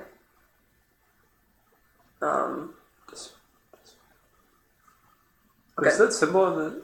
Okay. What?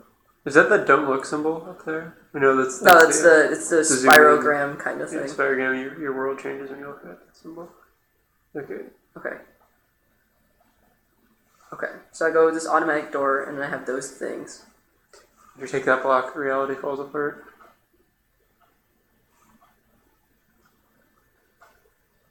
What? Okay, so if I take this...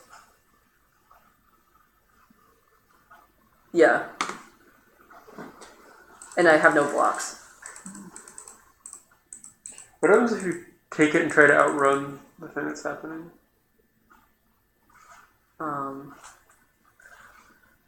Okay, here? Yeah. Okay, so, not here. Screw you, never doing with you again, jeez. No. Okay, you can't... I just don't take it. Run forward through it? Okay, so I think that's it for us playing through Antichamber. And now it's watching Me and Brinkema play through Antichamber. Yeah, comment on her commentary. How do I quit out of this? No, and I don't want to delete save game. Hold to quit. There we go. So that's Antichamber. What did you think? Yeah. Jeez. Okay. I think it was... Maybe it's just because you haven't gotten the yellow or red cards, but I was actually expecting like color to play a more central role in like the plot and what's being done and everything. Right, no, that was just what we did. This one. Alright. Oh, maybe yours no sound because it's muted? That would be really dumb. Nice. If that was the case. Nice. That would be really dumb. Well, whatever. Okay, is it how it needs to be fixed? Why is it weird? Like, fix. Apologies. God, I swear I'm good at video games and video editing. Come on, why is it not resizing? There we go. Oh.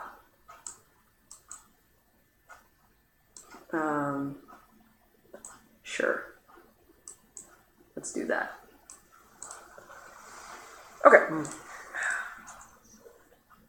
you don't mind, for your own recording purposes, but tell me what you're thinking. Tell me what you're doing. Tell me what you're doing. Oh, okay. Yeah. So I guess. Oh. Okay, there it is. So,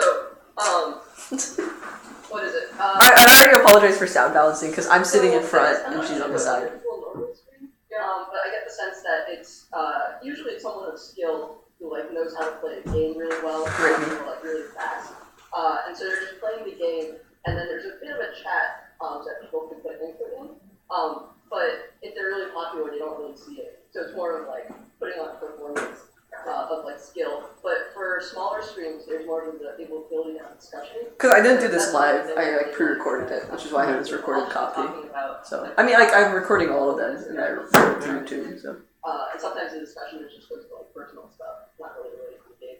But sometimes there's also people offering help or insight or like Yeah, exactly. That's cool. So there's one model that's about virtuosity and performance, and there's another model that's about like collaboration and sort of like more of like a ludic back and forth. Ludic. Right. Ludic.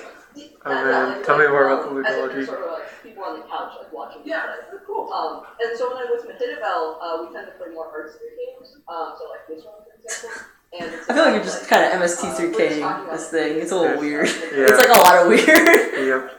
I mean, you were interested in the mediality about us doing this in the first place, so that's why we're doing it. I like the sort of like Marxist premise of what's going on.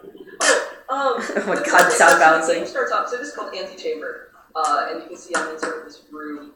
And this is how the game starts. Like when I started up, it was actually it was this one.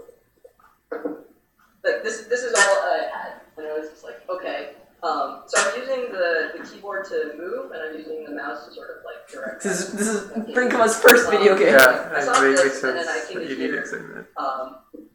And you know, so it's got diegetic menu is still pretty weird. And then there was this countdown. Oh, also notice like the voxelization happening around the entire antechamber. So and there's no gun. Yeah. Go back to the walls. Yeah, so this is also like weird for a game because usually like the menu is sort of something you go outside of the game to do. Like you have a menu and pods the game. Yeah. Is the game always in between? Like if it says your partner's saved automatically, are your games sort of like that's actually I'm thinking Stanley Parable in particular. So then like we had this map. So there's also here, but like when you go I guess like Portal like the unreliable over. So and there's also that thing going on inside with like the owl statues and like particular points, things like that. You can say. Yeah. So okay. So this was the first room that was available. We didn't have this gun. That was something that we found, but we also had the gun. We're just kind of calling it that. So we start out in this room. Like you can see here, there's like already some weird. Yeah. So this is the color things I was trying to talk about. You see, it's not. It's not continuous. Yeah. And you can see like there's this red circle. And that's interesting. There's an S. You know. staying. Oh, this is the tower. And it's also sort of affecting like the SE something something L. Yeah. Yeah. I mean, it's Yeah. like splotchy. But the L is upside down.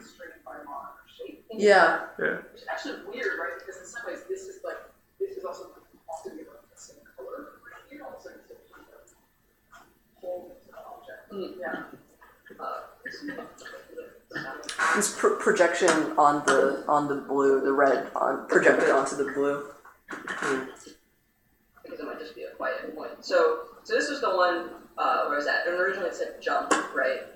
So I would look down, I guess, yeah. So I would look down, and there seemed to be like, you know, same sort of thing. Like it's not really the wall that's being colored. It's just that there's this color existing in space. Especially this one, just like a field. Outwards. So originally this said jump. But like when you walk across, there seems to be like. God, I really love the gun coloration. The ground is coming out under your feet, right? But when I jump, this stuff's happening. You hear the air rushing through. Yeah, And like the crash noise. Falling noise. Like the non-diegetic matching of the sound with the actions is also something weird, and something I feel like is doing violence onto it. Is there like a time delay between the... No, but like you hear there's like seagulls and crap going on, and like you heard yourself like the violence of falling and like getting hurt, like you hear freaking seagulls. Super sterile, yeah.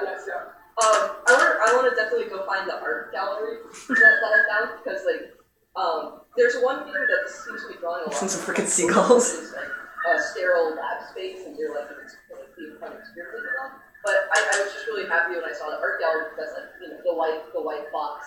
Still more words. Yeah. So take one art history class and you just use a few words all over the place. Oh, do they? The white cube is like a phrase that they use a lot in the art history class that I taught. Oh, specifically the white cube. Yeah, and like when we think about like people like words like Expandable chatting, like they're specifically like going outside of the white cube and like acting in the world. So that's also interesting that you mentioned like the blocks because Yeah, just talking what about this gun does is actually like That's like crazy. at some point it takes boxes out of the environment. And then also like the images. And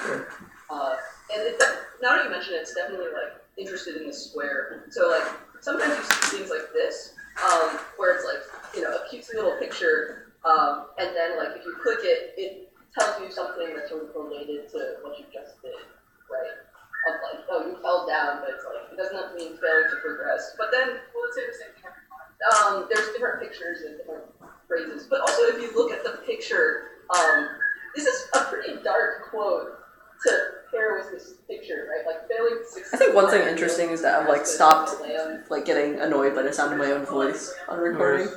I think it stopped around Jeopardy time. And like, so some of these just sort of played straight, like the picture at the beginning of like fetus and at the beginning whatever. This is pretty meta.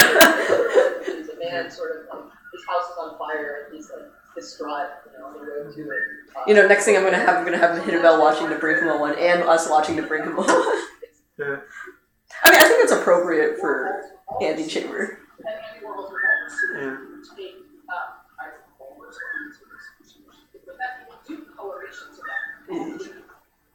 Warholian. It reminds me of what's happening right now. This is Yeah. it's also becoming some kind of like pop art, sort of like colorful kind of symbolize the mind. So the aesthetics is Oh, I didn't think about that. Of like and to see like the not only the color field aspect, but like the pop art. Like pop art is interested in both color fields and with. Sort of like if this was actually like a dark room and not just black, like I guess it's less it's more obvious. Escape path lighting. Sort of square rather than in a tuck. Oh, I didn't think about that. But like, even still, no, because like it's, but like it doesn't seem. I'm watching you watch yourself play a separate game. I'm definitely getting Hitterbell to watch it because she hasn't seen the Brinkman clip yet. So kind of strange. Which is totally what we talked about relationship around, right? The autonomy of color. Yeah, the painting, right? The color force actually gets sort of objects that can move on its own. So the object stability of like the sort of like ritual circle with the god is constantly getting acted on by color, which is navigating the space to see. but the color doesn't move. Right. And I think like this is not the kind of color that I was like writing about or thinking about. Yeah, because the color doesn't move. Aside from like the lasers. It would be fine, but if you jump and fall through through. And like lasers are like space the is monochrome, like working with you a coherent color, and not Literally a coherent. literally. So I can go. But like the point she's making about like the autonomy of color is definitely like a thing going on in here, and like especially in that elevator room of like color doing violence to us through the active movement is sort of. Well, so I actually found this room originally, and I didn't have the map. It's only after they sort of explored the space that I Diagram, right? Like you go to this antechamber, just like it's completely black and white. Like the images are completely voided. The color is completely voided in here, right? Oh yeah, so this is interesting. So this is in that trailer I showed you. These are sort of the stairs that. Yeah. So like you can see like where I came. Oh, actually it's still here. Yeah. So this is where I came from.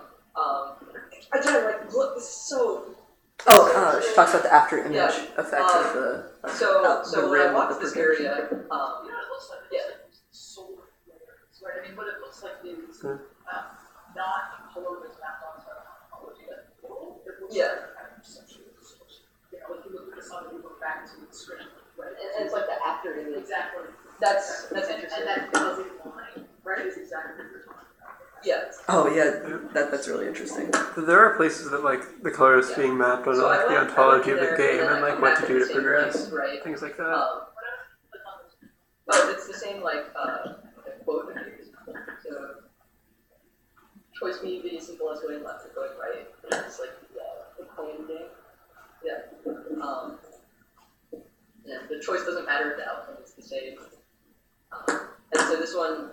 But then also if I try to go backwards through the space, you know, it's like right that doesn't make sense because we just went down the stairs and back up. Yeah. So actually, like I think when I went through this for a while and I tried to go backwards, it wouldn't let me go back. Yeah. So I was forced to go in here and then. There's some film I watched, I think in Bruno's class, where we're thinking about the impossible geometry of some space. Shining. The Shining. Yeah. And so then you can see right like there's. We talked about this in here too.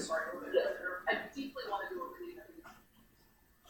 They're not, they're really weird, like basement floors. So there's logic 101, and there's many paths to nowhere, and like into darkness. So they're not, they're very strange because some of them seem highly like choreographic, right? Like they're about like movement, and then logic 101 isn't. So it's weird. I can't. I think it's part of part of what you're doing with the game. They're ender titles. So like this one is sort of. Oh, it was the black and white, like, and then you come out here. Yeah, that's cool. About what's Oh going on. man. And then like this one, like many paths to nowhere. Kind of like what? Right, and you see, there's no record of like. Like what about the you know, like when you're playing a DVD and there's scenes, they often give their own title for it, but like it's often not the director's intent at all. It's just kind of some other dude like slapping them on. That's more of how I feel about this rather than like ender titles though. I feel like also like ender titles are speaking to this like very black and white like early ontology and like so in the Antichamber itself maybe these can be ender titles, but in the context of this like fully colorized post linear narrative, they're more of somebody's tacked on chapter titles. Like and then like the space outside of the Antichamber. Right, like when you're in the realm itself, right? Yeah. Like they don't fully describe what the space is. Much like this diagram doesn't fully describe the space that you're walking through, which is this like very colored and very non-linear game. I could keep going this way, and then there'd be more to explore. This is really cool. Okay. The Felipe makes a noise back and forth. But right, so I look in here and I see like this blue field inside here, right? But if I like walk around, there's nothing here. It's just like the same room, and it's also green here, right? So window frame duality. I like walk forward until like this is just completely my field of view, and then when I walk back, and love the like, right? The like Contagion. Although there are these weird exceptions which again, you know, I can't exactly what you're talking about. Prediction scheme. Especially since you're like circular. Exactly, Yeah. right? It might be with this game, it's just like projecting because what this is doing, and then it's projecting the color except towards the constants. Yeah.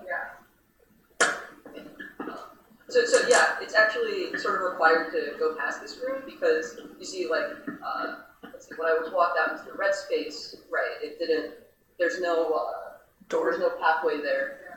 So then if I like, man, when I first saw this, I was yeah. But it's really beautiful, right? I mean, it's also doing that. Right? It's also like letting go of this, you know, like the walking up to its perceptual feel like dominating. It's, yeah. I mean, I think it's also Yeah. for the games question. It's also interesting because like when I didn't have this gun, this is something that I got later, right? So it would just be this would be gone, and it would just be a complete like color field, you know. Which was interesting because most games at least like try to like give you a texture or something so that you don't feel that you don't normally feel this. This wouldn't work in other games. Yeah. Like specifically like the texture. So I was close to Like if you zoom in on a wall, you don't feel like enveloped by the wall. It's super. Oh, so this is so apparently I was going through this game like backwards because usually this sort of like description of a this is sort of a hint of what you'll need to do, right? So when you look at it, it's like a few steps backwards and you keep moving forwards. So if I look forward at this, this wall falls down. But if I go backwards, it's like it's not being it's not being seen, so it doesn't like fall down. So apparently at one point, yeah. So when you see it falls down, you see the colors close to the grace, where it sort of takes over the world. Yeah. So like the world becomes right? It gives a lot of like perception of power to it. So like I find one thing interesting is that Brinkman is like really trying to do close reading and like picking apart a lot of things. Whereas like a lot of people like look at this as just like, you know, there's another puzzle. I passed that one. Let's keep going. You know. No, I love it. But it's interesting, right? Because it's less about like kind of like it's like exploration of perception and exploration. That's sort of like you know, reminds you of like modern scale This is a whole like dichotomy between like exploring in the like open world versus perceptual exploration here, and then there's the conceptual exploration of solving puzzles. Yeah. Oh man. Yeah. Because like I just think it's interesting about this thing of order as well because like so I only knew this because my viewers were watching, right? And so one thing it says that you're going through the game backwards. Did you hear a comment about the large scale Rothko? Rothko? Give you a hint. Oh, she was talking about like similar to like Rothko, like you walk close to the image and it like envelops your but then like perception. We're going through obstacles and then seeing. That was definitely I remember thinking like, oh man, Chance would appreciate this reference a little bit better than I would. Backwards, when it's like very much a non-linear game, right? Like you come to here, you go out like all these paths to go down. Well, that's part of why I said it's sort of a environment, right? Because there's no reason why you can't sort of engage them like that. They're also right. Yeah. Now what was the other thing? They said that we hadn't found the main mechanic yet after we'd been playing for like 30 minutes, and I'm still not really sure what the main mechanic in this game, other than like maybe this gun, because it's phrased as a puzzle game rather than a pure art game, which means that so do you know about art games? Just those little pictures that sort of Journey is probably the No. figuring it out. There's a lot where like people yell at it because they're like, "Oh, you just made a movie," and like it's barely interactive, and it's the ludic elements are definitely like downplayed. Whereas I would definitely say this is I would say this is a game, and I don't think people would like argue about this as much. I'm talking about that. God. I'm glad you're at least self-consistent across time. I am nothing if not self-consistent, it turns out. Yes, this was the in this game world, you can't assume that about anything. And so like how again the cubes, right? Right, like this isn't an impossible chair. There's sort of It is not. something going on, but It easily could. right. Yeah, Or it exactly. couldn't have been because you have voxels. Well, like, do you see that like turny thing? Like this is not a voxel image either, right? Like again with like the cheery picture being paired with like the really weird kind of dark quote. There's like these monsters and stuff like that. Wait, the color you have, right? It's neon. It has a super high saturation. Mm-hmm. The color has a lot of fun in it, and a lot of brightness to it. Mm-hmm. So it's also strange. Oh, there's also, I don't know, it sort of looks like a crab, and also 1 plus 1 equals yeah. box. 1 plus 1 equals window. Oh. That's the classic. Oh yeah, that is the classic joke. Do you know that one? No. One Oh yeah, plus this one was really 1 cool. equals So window. again, Yeah, it's a classic joke. it's straight up. Right. So then it's just like. I think Mahiro called this a 90s screensaver when she first saw it. Like, if I just. This reminds me of like the screensavers now. Oh no, it was Brinko. But that's actually interesting, right? Here, go back to that first. Yeah. Go all the way in, so it's your entire physical field, and you back up. There's no effect on the space. There's also like That's true. Also, the center thing is a star, and it's illuminating the faces of orbiting planets and moons, right? Oh, I didn't catch That's that. how that's the operation But there. it is actually very explicitly the border of the kind there. 1 plus 1 equals window. Yeah, it is that old joke. The part, right? The space there, which is not how color is functioning. So there's the lines, but the line of the frame is not the line. Yeah.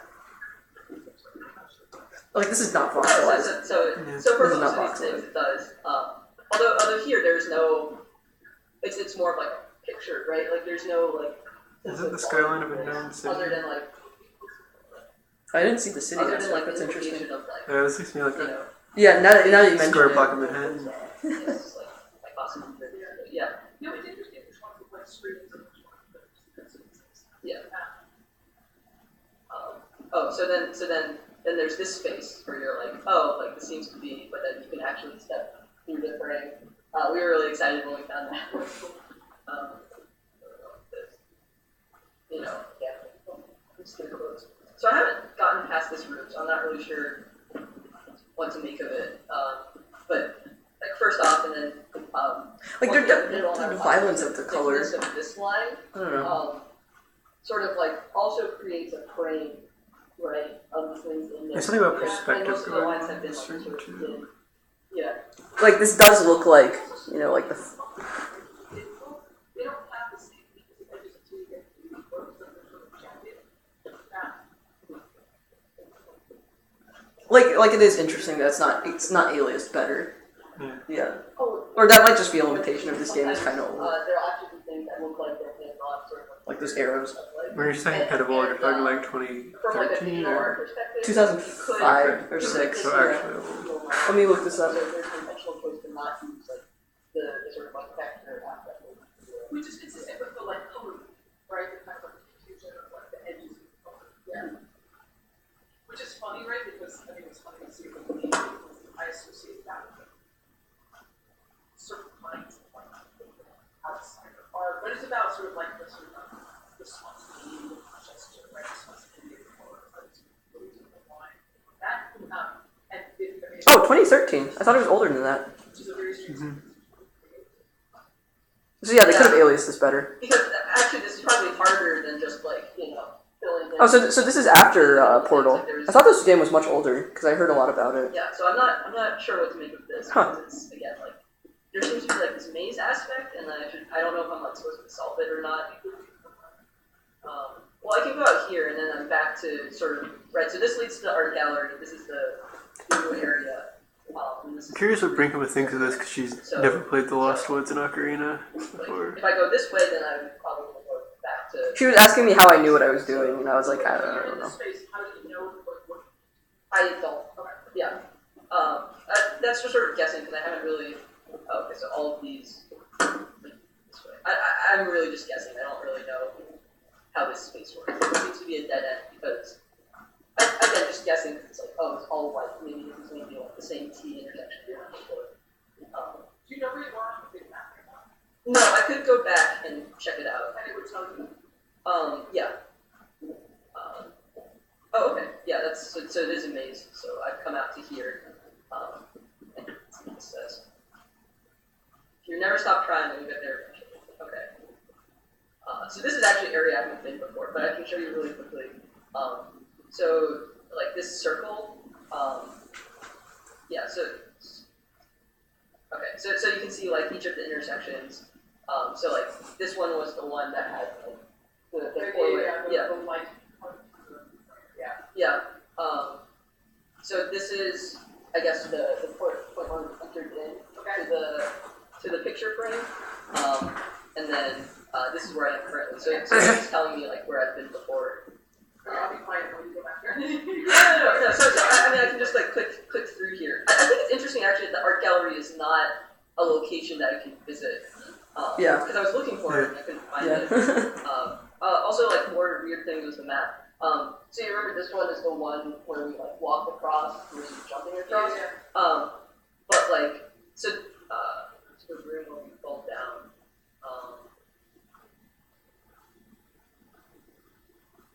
Okay, let me just really quickly go through here.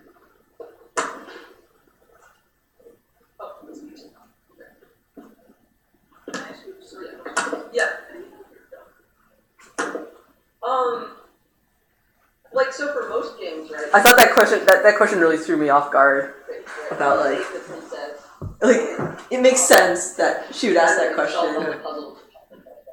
But I mean that's also true, right? There's like some games that intentionally don't end. So there's one game like the Civ, you put it and you're just playing through. So you kind of choose when you want to do that. Okay. Yeah. So it's more about like fatigue or kind of exhaustion or curiosity. Okay. Yeah, definitely. What do you think this is going to be like? I think first off, there's going to be like I'm going to be able to fill this grid. Okay. Because that's like solving the puzzles. It would be interesting if there was some explanation for what's going on. Let me show you this part. So where? But the one that you told me about the papers I talked to her about So papers, that one has please. like a definite end. yeah. So yeah, but like you can see, like we started in this room and then we ended up in that room, and it's like It's like every day you kind of go through, right? And then some like strange out of the ordinary things happen. Like someone from like the rebellion. Like I apparently need I need to pay papers, please, for her because she's really excited about that one. It's a very banality of evil. Yeah, that's what she's talking about. And so there's these multiple endings, and you could try to like go through them all, but that's sort of the end.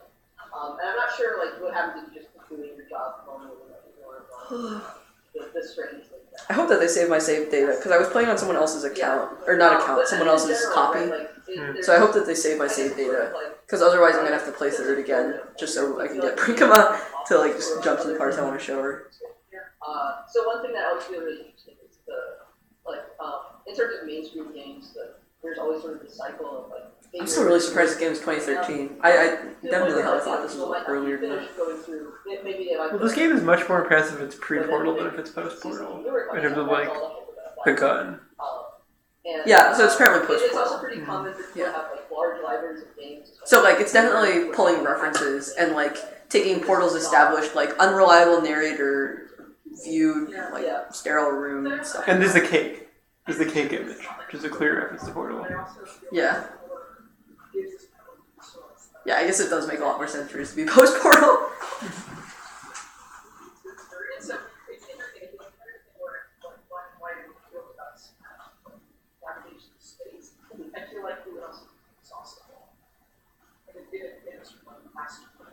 Yeah. So I think like Brinkama probably isn't familiar with the idea of like procedurally generated worlds that can like extend arbitrarily or Yeah. I mean, like she was saying, like when do you know when you're done? So I guess we already see. I mean, this is interesting because I think She should make a procedurally generated movie. What would you think about that? actually this is actually just the. Did it remind you of something? Or? well, there was a CGI movie that was like exactly. procedurally I generated. don't like. I think they'll probably have like one all the way around. Okay. And like. Somebody like did a CGI of Okay. spindle top Texas and a like flagpole with black jets of like gas coming out of it. Out of the flagpole? Yeah, out of flagpole. So it looks like it's the American flag was made of like petroleum products. If I escape and But like then, and then like look, it's the entire thing is actually CGI. Like none of it is real. It's a CGI of like that part of like that like town or that like area. So I don't know. Right? The, same thing with the smoke is all procedure generated, and like once you know this is procedure generated smoke, you're like, wow, this is really good. Like to like get that level of realism with it. Oh, you couldn't tell. You couldn't tell. Yeah, we couldn't tell. Like I thought it was like actually. There was some parts that felt like really surreal. Like this is either like a really high quality camera or like a slightly strange setting. So I think Huh. so this is the room where we got for the. Yeah, I thought it was a procedurally generated film. And I think. Sorry, will you repeat? Yeah. So what makes you think it's done? Another question one threw me is off guard. similar to previous game. Okay. And I think also like. The generic It's mostly that it's similar to another game, and then so the main aspect that I can take sort of these cubes and then I can position them elsewhere. Okay. Yeah, but yeah, there's nothing that would tell me that we've done of any sort. Genre convention. I did not. I remember, yeah. Yeah. Okay, so you think Oh, I didn't say genre so convention? I think this is No, what man. people are saying when they say this is like the main element of the like mechanic of the game. Embarrassing, Like, embarrassing So first person what you kept shooters. mentioning, like the preoccupation with the square as a form, I thought it was interesting because like this is sort of the main mechanic, right? Like I have this gun now that like sort of stays with me, right? Like I can't get rid of it unless I'm in the Antichamber. So, and the whole point of this gun is that it takes up these cubes of the environment, you know, and then like repositions them elsewhere. I don't know if that's. I think it's interesting the preoccupation was the voxel, considering how much crap it does with the space itself. You know, if the space is itself voxelized and we have to, you know, this is like inability to, So if I, yeah. That's also interesting that it's the gun that's what gives you when I think agency about this, in the I world. can show you like where I can get more cubes. Yeah. So this is the Very American approach to the world. I mean, one could argue that like your movement also had actions that change the world, right? Like walk or jump, right? Yeah. Like in that, Look or don't look. Like the fact that your gaze has agency in the world is actually kind of interesting too, especially from the perspective of games and film. isn't that kind of standard? Oh well, yeah. Okay. I can tell I'm taking too many film classes. 'Cause I'm like, isn't this standard? So places I can get more cubes. So this one, so this is a green again, like the after image effect, and then falling down. Yeah, Brigham was also asking me about like mapping, about like the green mapping to other stuff. I thought that was interesting. not mapped. Oh, you just said For Kitchen and then ready for the, dining area, right? It's not a kind of like Oh, cooked feet, special lover. yeah. I mean, that's why she's asking about mapping.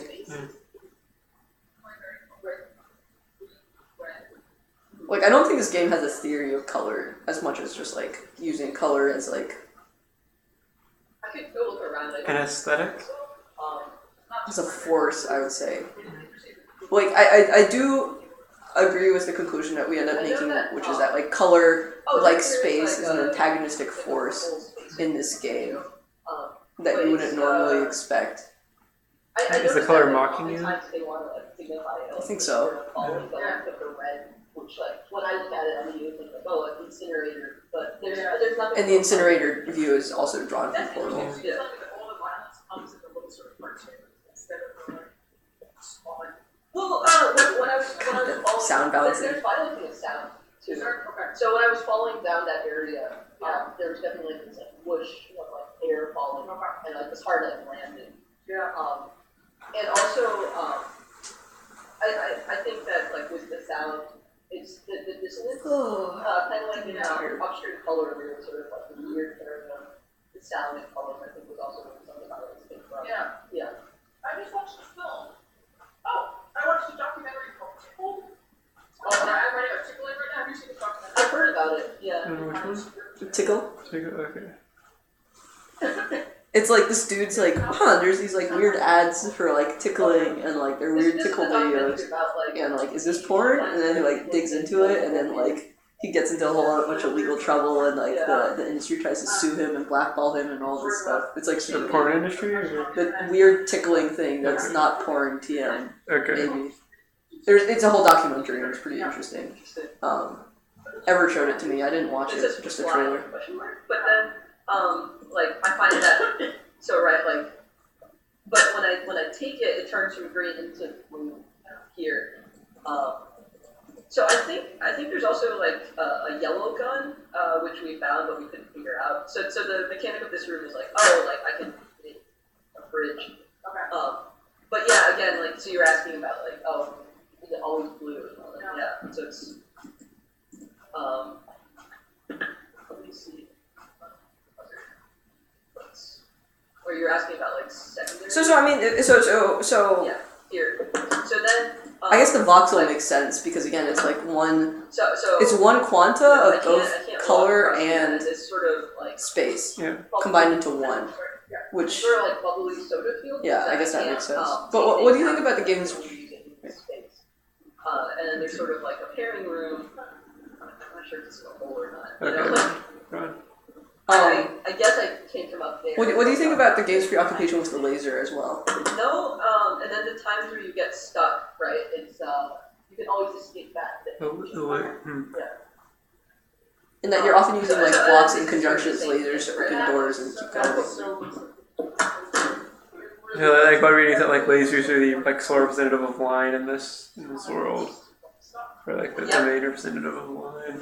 I think like lasers are also like heavily a trope in like platforming games. You need to like dodge under the lasers, like shoot lasers at your opponents. Mm-hmm. And here, like the lasers are they're not antagonistic. They're more neutral. Like they're just like, Tools to they're open. tools. Yeah. Soda or like. And like in Portal, like there's the laser bot thing, the security Especially if robots. you're Yeah. looking at it shoot in like you. context of a platform, Yeah. right? Yeah. Oh, man. So wait, so you can walk around. Oh, she's also probably happy because she finally gets her Yeah, rectangle it's a hole. Yeah. It's a rectangle viewports Right. Yes. So like if I like try to With the film stock. with the film stock. Yep, I don't know if she said that yet or not. she said it. Yeah. Okay. Well, it appears impossible they have a very simple answer. Mm. So maybe there's. Oh, so now. Back to here. Okay. Yeah. So yeah, and then so yeah. Maybe this one you do have to just Minecraft your way up. Geometry, like that. But like you know, this is without the That would color. be gross. The entire thing would look like sort of this view. Yeah. Yeah. And then since I think that I don't know. I think you do have to Minecraft your way but up. I Oh, think really that different guess. colored guns have different powers in some sense. So I think color is very intentionally used as well. But I haven't been able to find any sort of mapping or anything like that. Yeah, I mean, we always want the color to function. You know, like, I mean, we talked about this all the time, right? It's so nice if red always been, or Red. purple gun always been X. Yep. But actually, I think by the end, everyone like knew not to do that kind of thing. balance systems, right? And balance Even Andrew, bless his heart.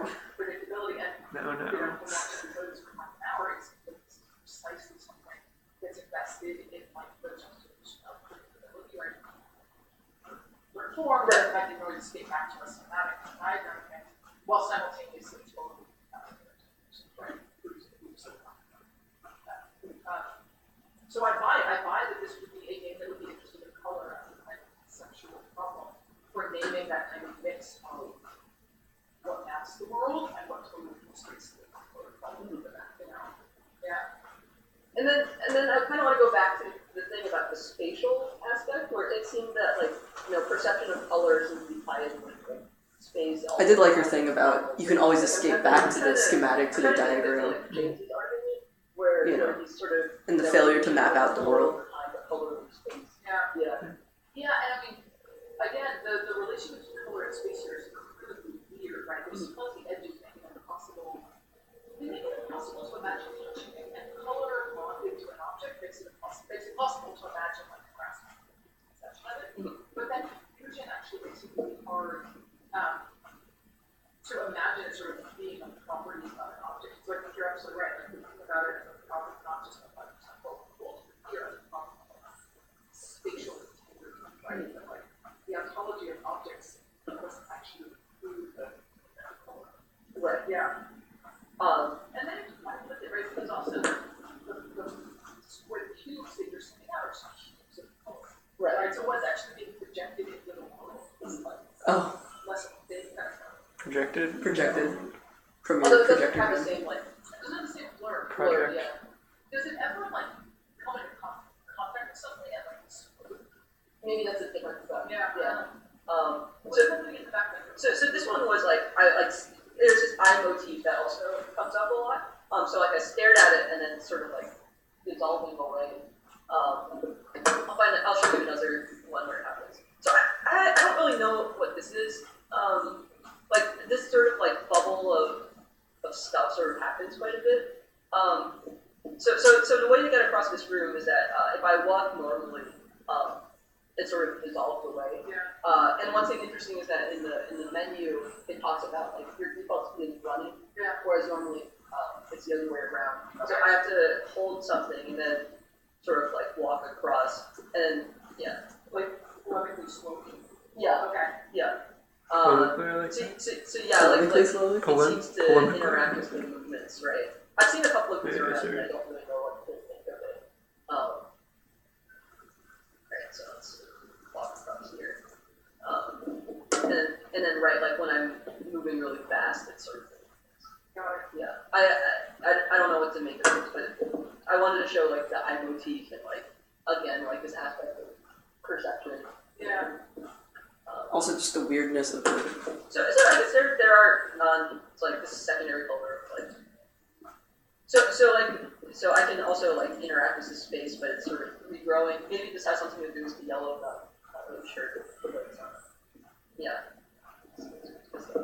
I'm also interested, right, if you have that box in the middle, This one. there, yeah, right, it's using color also to spell out the box. Whereas, I mean, the relationship with the colors and what you're I mean, you think of writing as like the like most exalted form of line.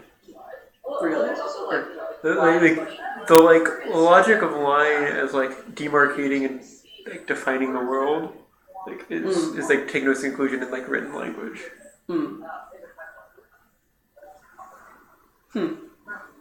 Because that's like ultimately like there's also, imbibing like, the pixelization line with aspect, complete right? Because meaning. Yeah. Cubes, they're going to be blockier, whereas the black and white text I think have in the Antichamber is very sort of like Yeah, that's it. Carrying that was the point what we made about like the fact that the text inside the non-antechamber room is pixelated. There's this sort of It's composed of voxels. exit. Whereas in here, right, like you've got your like nicely aliased font, you know, or right, and it's also anti-alias. funny about like how do I get there? It's just it's not You can always escape back to the schematic diagram or something. like really I'm given a map, except this isn't helpful at all. No, I really like that idea that like instead of color provides you with the way of navigating the world. Yeah. I mean, I think you're spot on.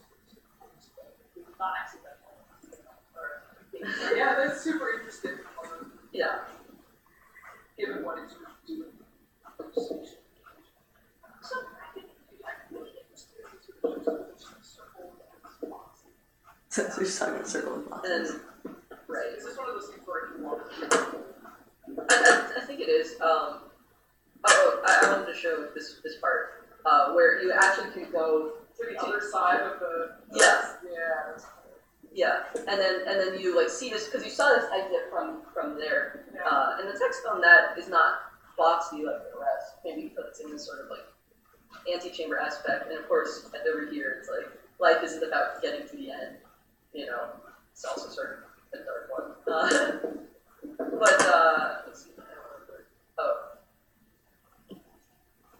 Which is sort of like where we were, except now, like, you remember when we were there, and we're sort of going back to that point, and now it's sort of in this sort of, Yeah, what happens if you go to this thing called the ring? Yeah, there, like if you go up to that and go back. So that is not actually the inverse of what we saw before, right? You go up to this thing called here's how, like, right, because, like, in here it's just, like, a plain whiteness, but then, now going into here, it's still, so, and now we're on the other side. Okay. You remember we were the looking white through side. there. Yeah. So, right, like different mechanic of like, going up and walking through. Like you look at this and you think Portal, like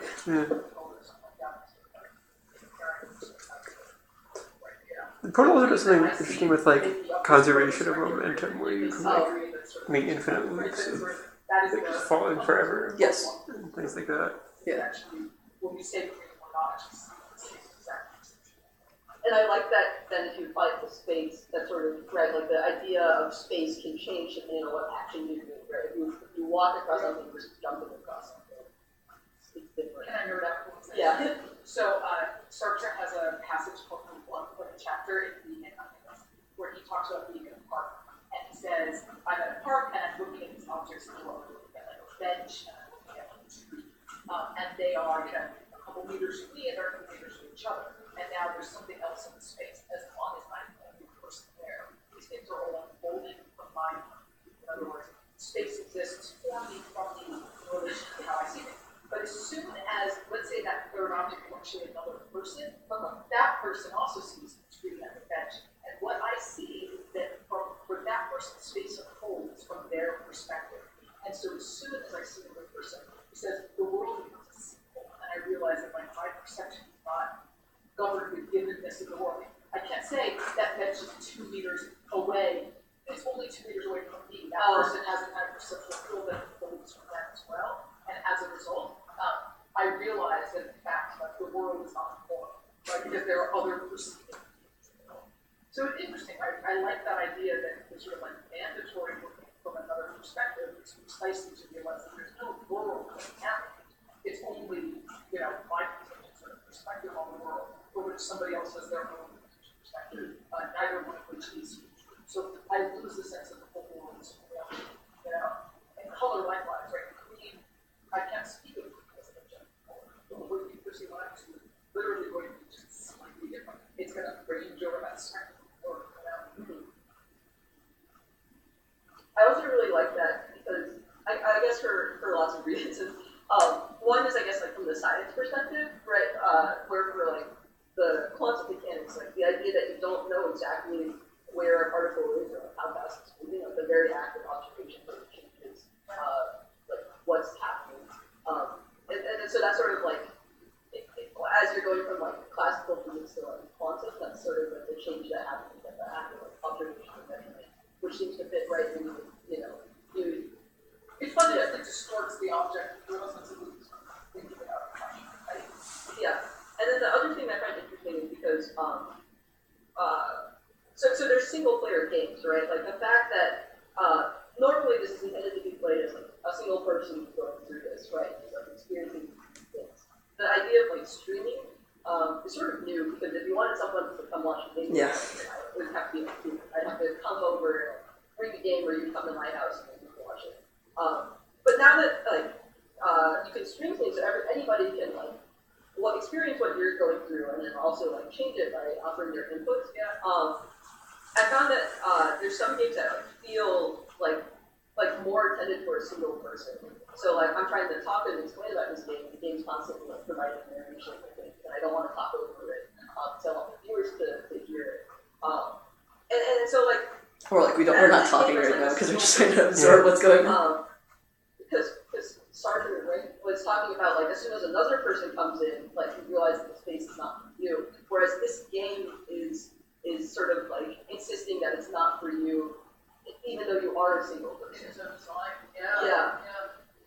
That's really I wonder how this relates to like spectacle streaming. It makes sense to me that you use color to present that idea, because it gains Or like watching perspective professional and, sports. Perception and the way that language is Like used golf. to line up. Like. Yeah.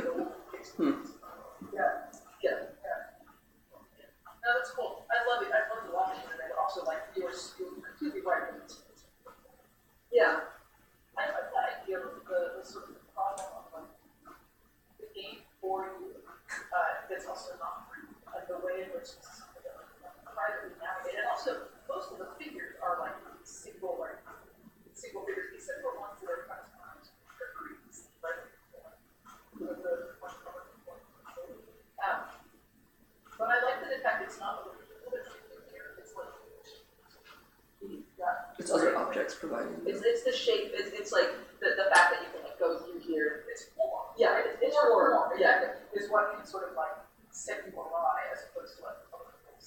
Oh, it's form itself. I also kind of like it because it seems weird in like the description we were talking about, starter being at the park is that what makes a person the fact that another person comes into the frame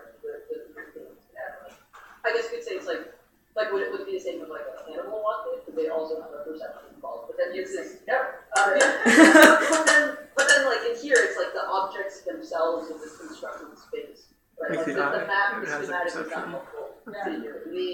Even the like rewards. The eye itself, they have to stare at it and you cannot look down. Yeah. Which is and also like all the little aphorisms are about like non-teleological games, right? Like, it's not about success, it's not about end, it's not about it's really about perception experience of feeling space unfold that object. Actually, are sports teleological games? But then again, I think some of the things we talked about in color class are totally related to that. Yeah, you gotta have the team go to playoffs. The thing about like League is the central example of something people stream or want to watch a stream of. Yeah. It's really cool. Yeah. It's super beautiful. And also, the graphic designs are the The space is unfolding, but not for you, is something I really like that she said. and the sort of squares.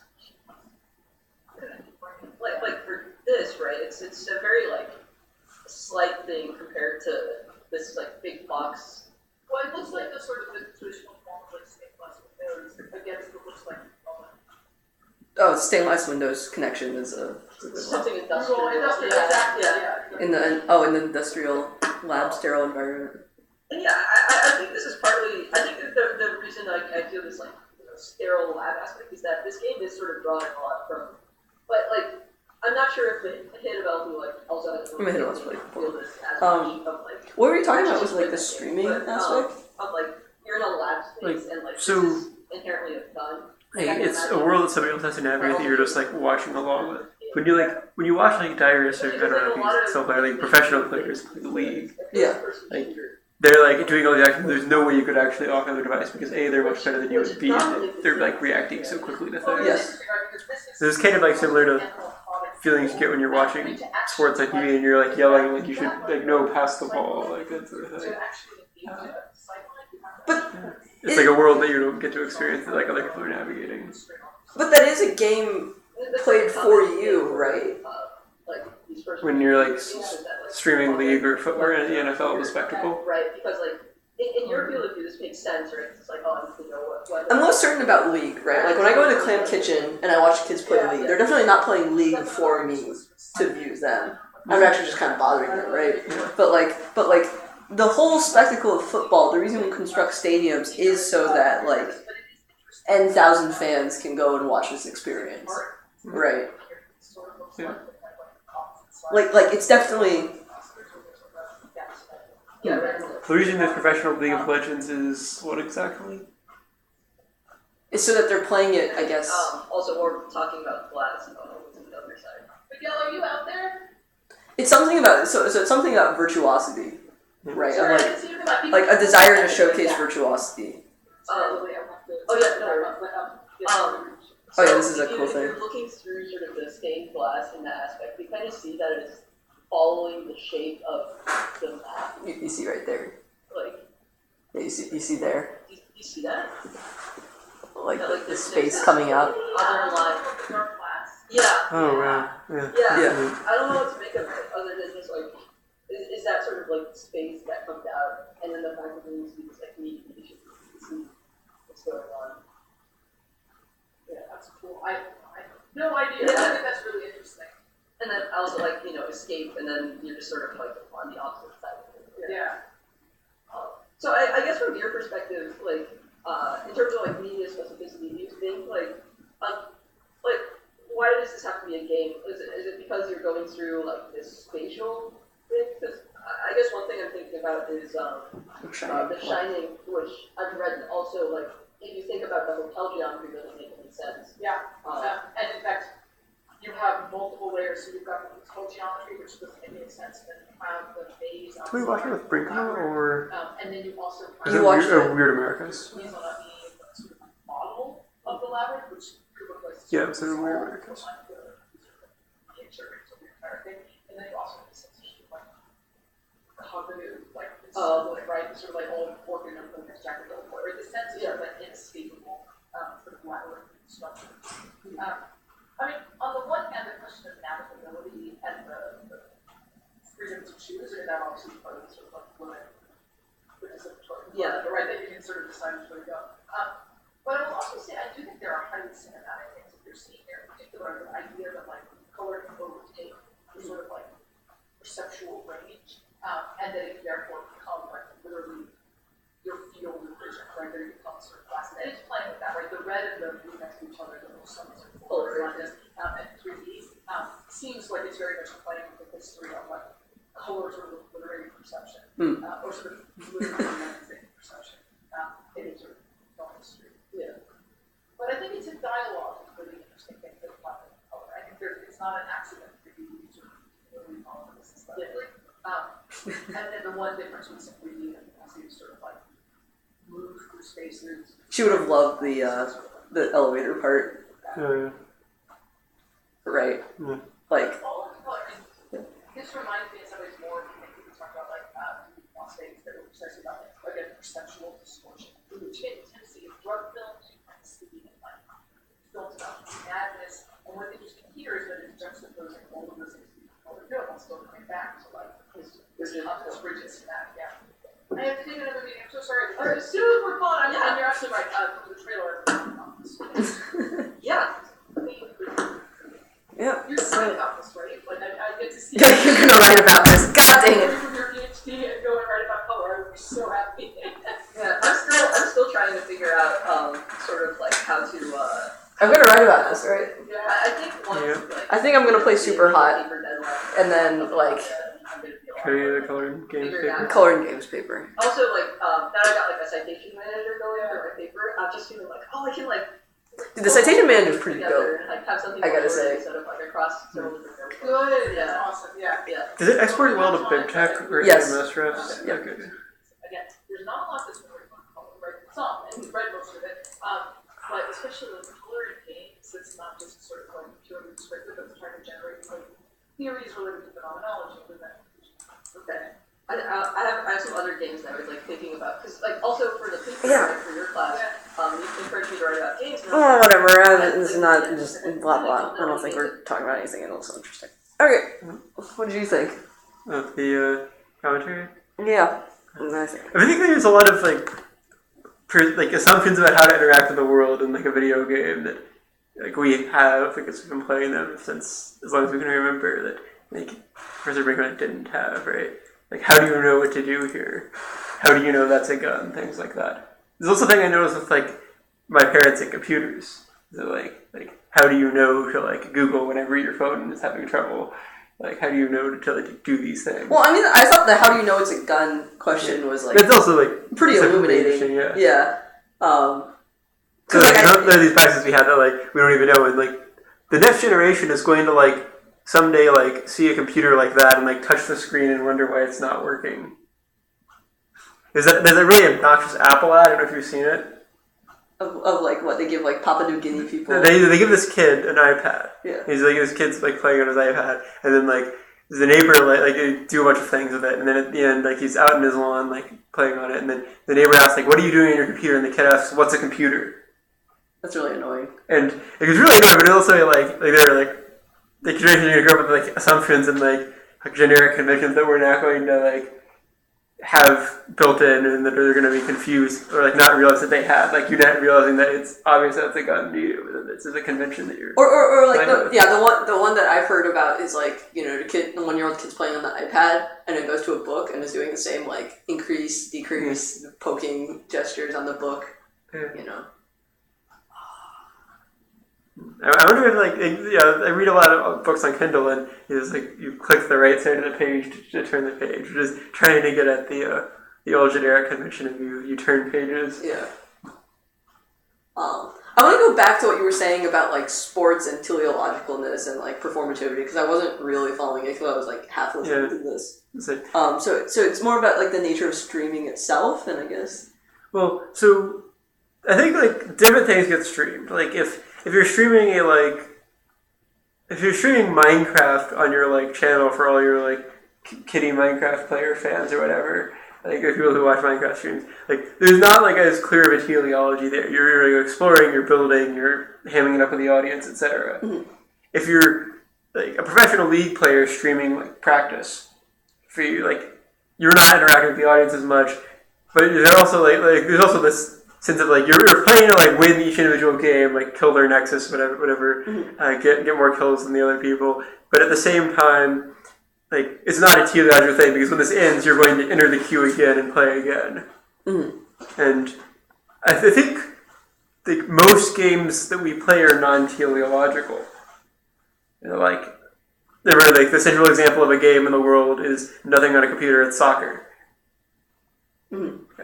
And like it's like episodic. So like each individual game is going to have a telos or like a score will happen like at the end. But like it would be weird to say that like the NFL is completed because even at the end of the year, there's another year. Wait, I think it would be fine to say I'm like a Super Bowl championship, right? Are you just salty because the Atlanta didn't win it last year? Whatever. Also, the commenters are kitty Minecraft players. This is pretty good. But I mean, like, okay, so I know two kinds of streams are sort of what you're relating to. Is like one, it's like a performance, right, of like someone with a lot of skill who plays, and the second one is a purely like personality stream. Yeah. They tend to be called like variety gamers, Yeah. and then some put on like a whole facade. Like I remember reading about one where it's like, you know, the dude dresses up like a superhero and like takes questions like that and stuff like that, or you know, they like overact and that gets people interested in them. Yeah. I guess I'm not sure what kind of point you're trying to make. Like I think like it's like there's a world that they get to inhabit that you don't get to. Right, that's part of watching and streaming of a game. Like they're inhabiting it privately and navigating and being part of this world, and you're just watching. And like I was like trying to tease out like, is this any different than watching people like on TV playing golf or playing football? And would there be a distinction between golf and football because of the nature of the sport? And so you're kind of connecting it to this also because like there's this idea of like you're exploring a world that's not meant for you, right? Of like the space and the color kind of action. And I think like if I turn on ESPN and watch some football, like I've explored a world that is not meant for me. I cannot like put on some pads and go out there and like crash into 300-pound people. See, but I would argue I don't think there's much of a difference between golf and football because I would argue that both of those worlds are there for you, right? Like if you the simple act of like putting a camera out there and putting it out in public is like creating. That's why I actually feel a little bit guilty because like the reason I play most of these games is because like I want to go through these games, right? Like the reason I stream Shenzhen.io is because I want to play Shenzhen.io and I would like to have a copy of my reactions for it on. And also having regular time forces you to actually exactly, right. Also like the audience aspect, like I do feel a duty to like Linstra and Canai, who are like my most dedicated followers, to like come on at a regular time and like put this on, you know. Like I do feel like a sense of obligation. So like it's not even if it is like a selfish motivation to start with, it does feel like yes, this performance is for the audience, you know.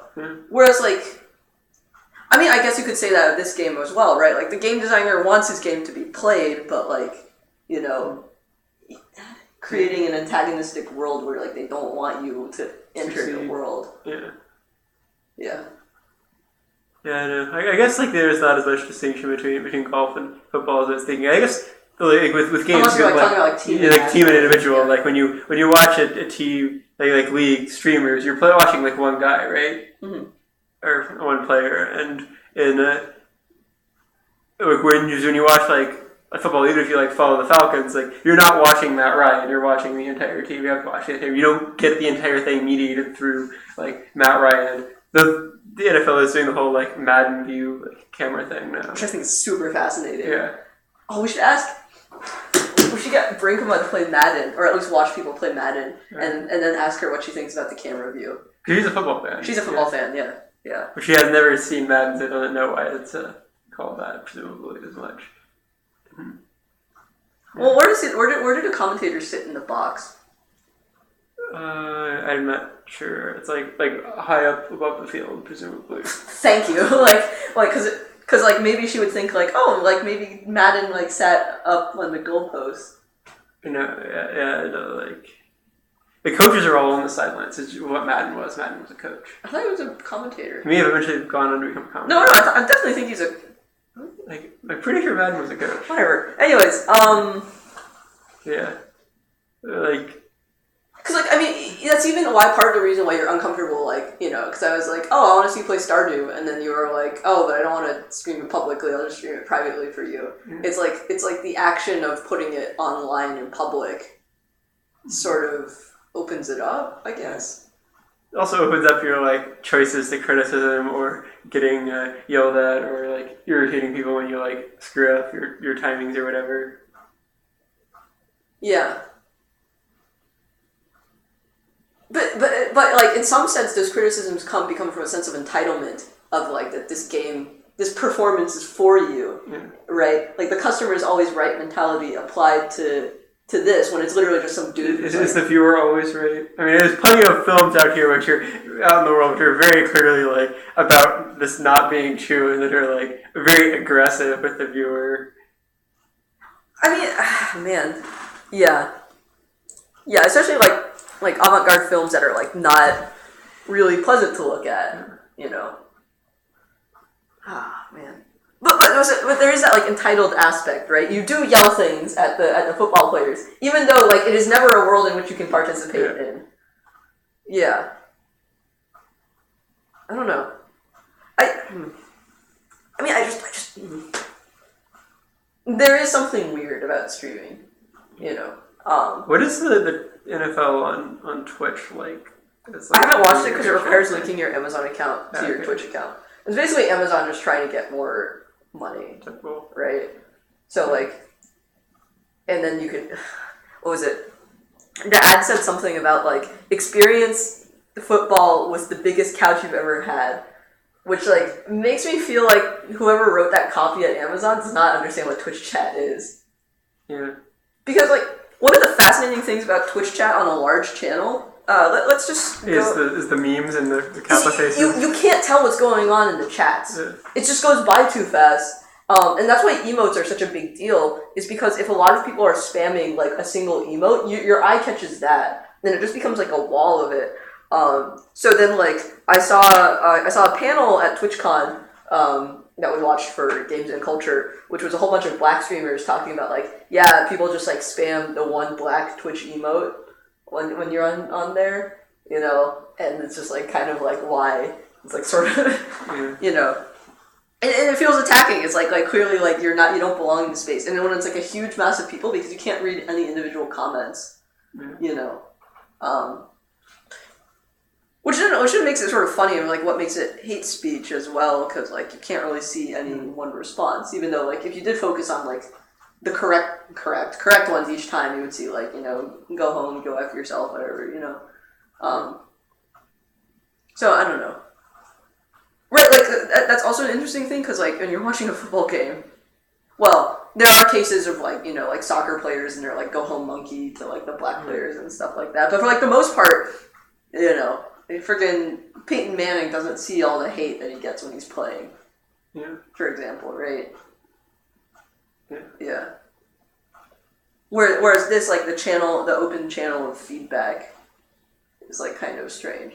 But then you're right, like, the guy who's practicing, the pro league player who's practicing is not really reading chat either. Yeah. You know, and then that's the same thing of, like, a scale, right? Of, like, Peyton Manning has no time to read your couch coaching on the sidelines, right? Yeah. He just doesn't. And it's the same thing for a scale. Like me, like, I can actually afford to go through and see all of the Jeopardy comments, but, like, yeah, right, Peyton Manning's gonna Google his name and, like, oh, I'm gonna look at the comment section of this obscure website. Yeah. No, like, no. Yeah, what'd you think about Antichamber, I guess, to wrap this stream up? It was a good game. Yeah. Definitely like the puzzle aspects, and I think he definitely isn't, like, the ways of just trying harder and ways of just not trying as hard as Portal. Like, I think Portal is really, like, laying the, like, cynical world building, like nihilism thing on really thick, with the, like, unreliable narrator and the, like, sing-songiness of a lot of it. Whereas here, like, that's coming at you more visually and Yeah. like very like black and white is the wrong word. Very like 8-bit almost like color sort of ways. I mean, like, I'm curious. I don't want to watch other people playing this game because, like, I haven't finished it yet. But, like, I'm curious what someone who isn't, like, CMS trash thinks about this game, right? Like, when I was looking at Let's Play titles, they were like, like, let the mindfuck begin, So I think, like, it doesn't really register as, like, this, like, antagonistic, like, color and space, like, fighting you. Like, it's not as explicit as that. They're just like, oh, this is weird. Just some weird puzzle BS, right? Yeah. I mean, I think the other like big aggression is that like the diagram in that map need to get unpacked somewhere. Maybe it's just because like diagrams are one of my pet topics, but No, I think Brinko's point about like when the world becomes too much, like when you're stuck, like, when color traps you, right? Like when you're stuck in that red-blue staircase, you have no choice but to leave and come back to the world of schematic and diagram, even though you know it's false, right? That like that everything is black and white and the text is nice and it's not composed of these like color voxels that are like antagonistic towards you, right? And that the fact that you can escape at any time and come back into this world, right? The fact that the game is named Antichamber. It's not named like weird color space BS, I mean, it does like kind of center the black and white diagramming part of the world. Yeah. Right, so even though there's this world that's like colors escaping form and line, you're constantly coming back to the form and line, And, like, I guess the other like, kind of question is, in what sense is that diagram true, or a metaphor, or like what is the diagram actually doing for us? Well, I mean, like, I don't know if you caught this, but like, one, it lets you warp into places, but two, it's really hard to like find out where the rooms that you were on the map are, and not all rooms are diagrammed. Like the gallery is not on the map. And there was that time when you like jumped, like you were like in the center, you like you went from here to here on the diagram, right? So and that was me falling down. Falling down, yeah. So like you could say like, oh, it's down. It's like the falling down thing, but so yeah, there's I feel also is the sense of like it's a two-dimensional representation of a world that is clearly like at least three-dimensional. If not more. Yeah. Yeah. Yeah, because like even if you were trying, like the best that I could think of would be like a kind of forking path. Like okay, you're at. Well, not even then, right? So like okay, I'm at the walk jump area, right? If I walk across, I get to this other room. If I jump across, then I fall down. Yeah. So it's like the best I can imagine about like how to explore the space is this like forking path thing. So like set up a giant like tree of every choice you could possibly make, and then this is the game.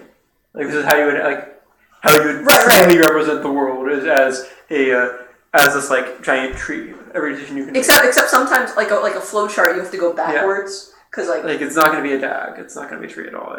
Yeah. Yeah. It's definitely cyclical at some points, and then there's some points where like it maps onto itself, like the red-blue room, or Mm-hmm. I think this is like going back to that's like game like commentary we were watching earlier about the what was that game? Miami. Hotline Miami. Yeah, like the whole like dialogue trees as like a trope and overused or whatever. Oh. Like when you like actually try to like faithfully represent this game, you're gonna like have this like thick graph of stuff, and like the relevant like game worthy parts are going to end up looking a lot like a tree, and there's going to be like the infinite loops which are like bad paths to take. Yeah. I like the connection to a dialogue tree. Yeah. I mean, again, it's like freaking like. It's not a dialogue tree. It's an action that you're moving with your body, which is connecting to like the color space stuff that we were talking about. Yeah. Cool. I think that's about it. So you're planning to do Stardew Valley? I don't know if you want to do it for 2 hours. I don't know how much we usually play Stardew Valley for. Usually like 45 minutes or so. Okay. You can something else. So yeah, we could play a different game. If you're all about leftist memes, I do have this game called Mini Metro, which I hear is literally Subway Planner the game. I was saving it for a CMS Power Hour, but like you're literary trash as well. Okay. So if you want to play that, let's see what else I have on Steam. Antichamber. I only finished Braid with Travis. We can play a co-op game if you're interested in that. Because I have Lovers in Dangerous Spacetime and I also have Overcooked, which is a trash game. Well, it's not a trash game. It's just like you're trying to cook things. It's a co-op game. Lovers in Dangerous Spacetime is you're in a spaceship. Mini Metro. I mean, just look at the pictures and there's graphs and walk sightings. Excellent. Yeah, I would be pretty much either Mini Metro or Stardew Valley. So, we'll talk about it later. If you have comments, I guess I'll ask the Discord, see what's up with that. But yeah, thanks for tuning in for this longer episode, and yeah, see you guys later. Yep.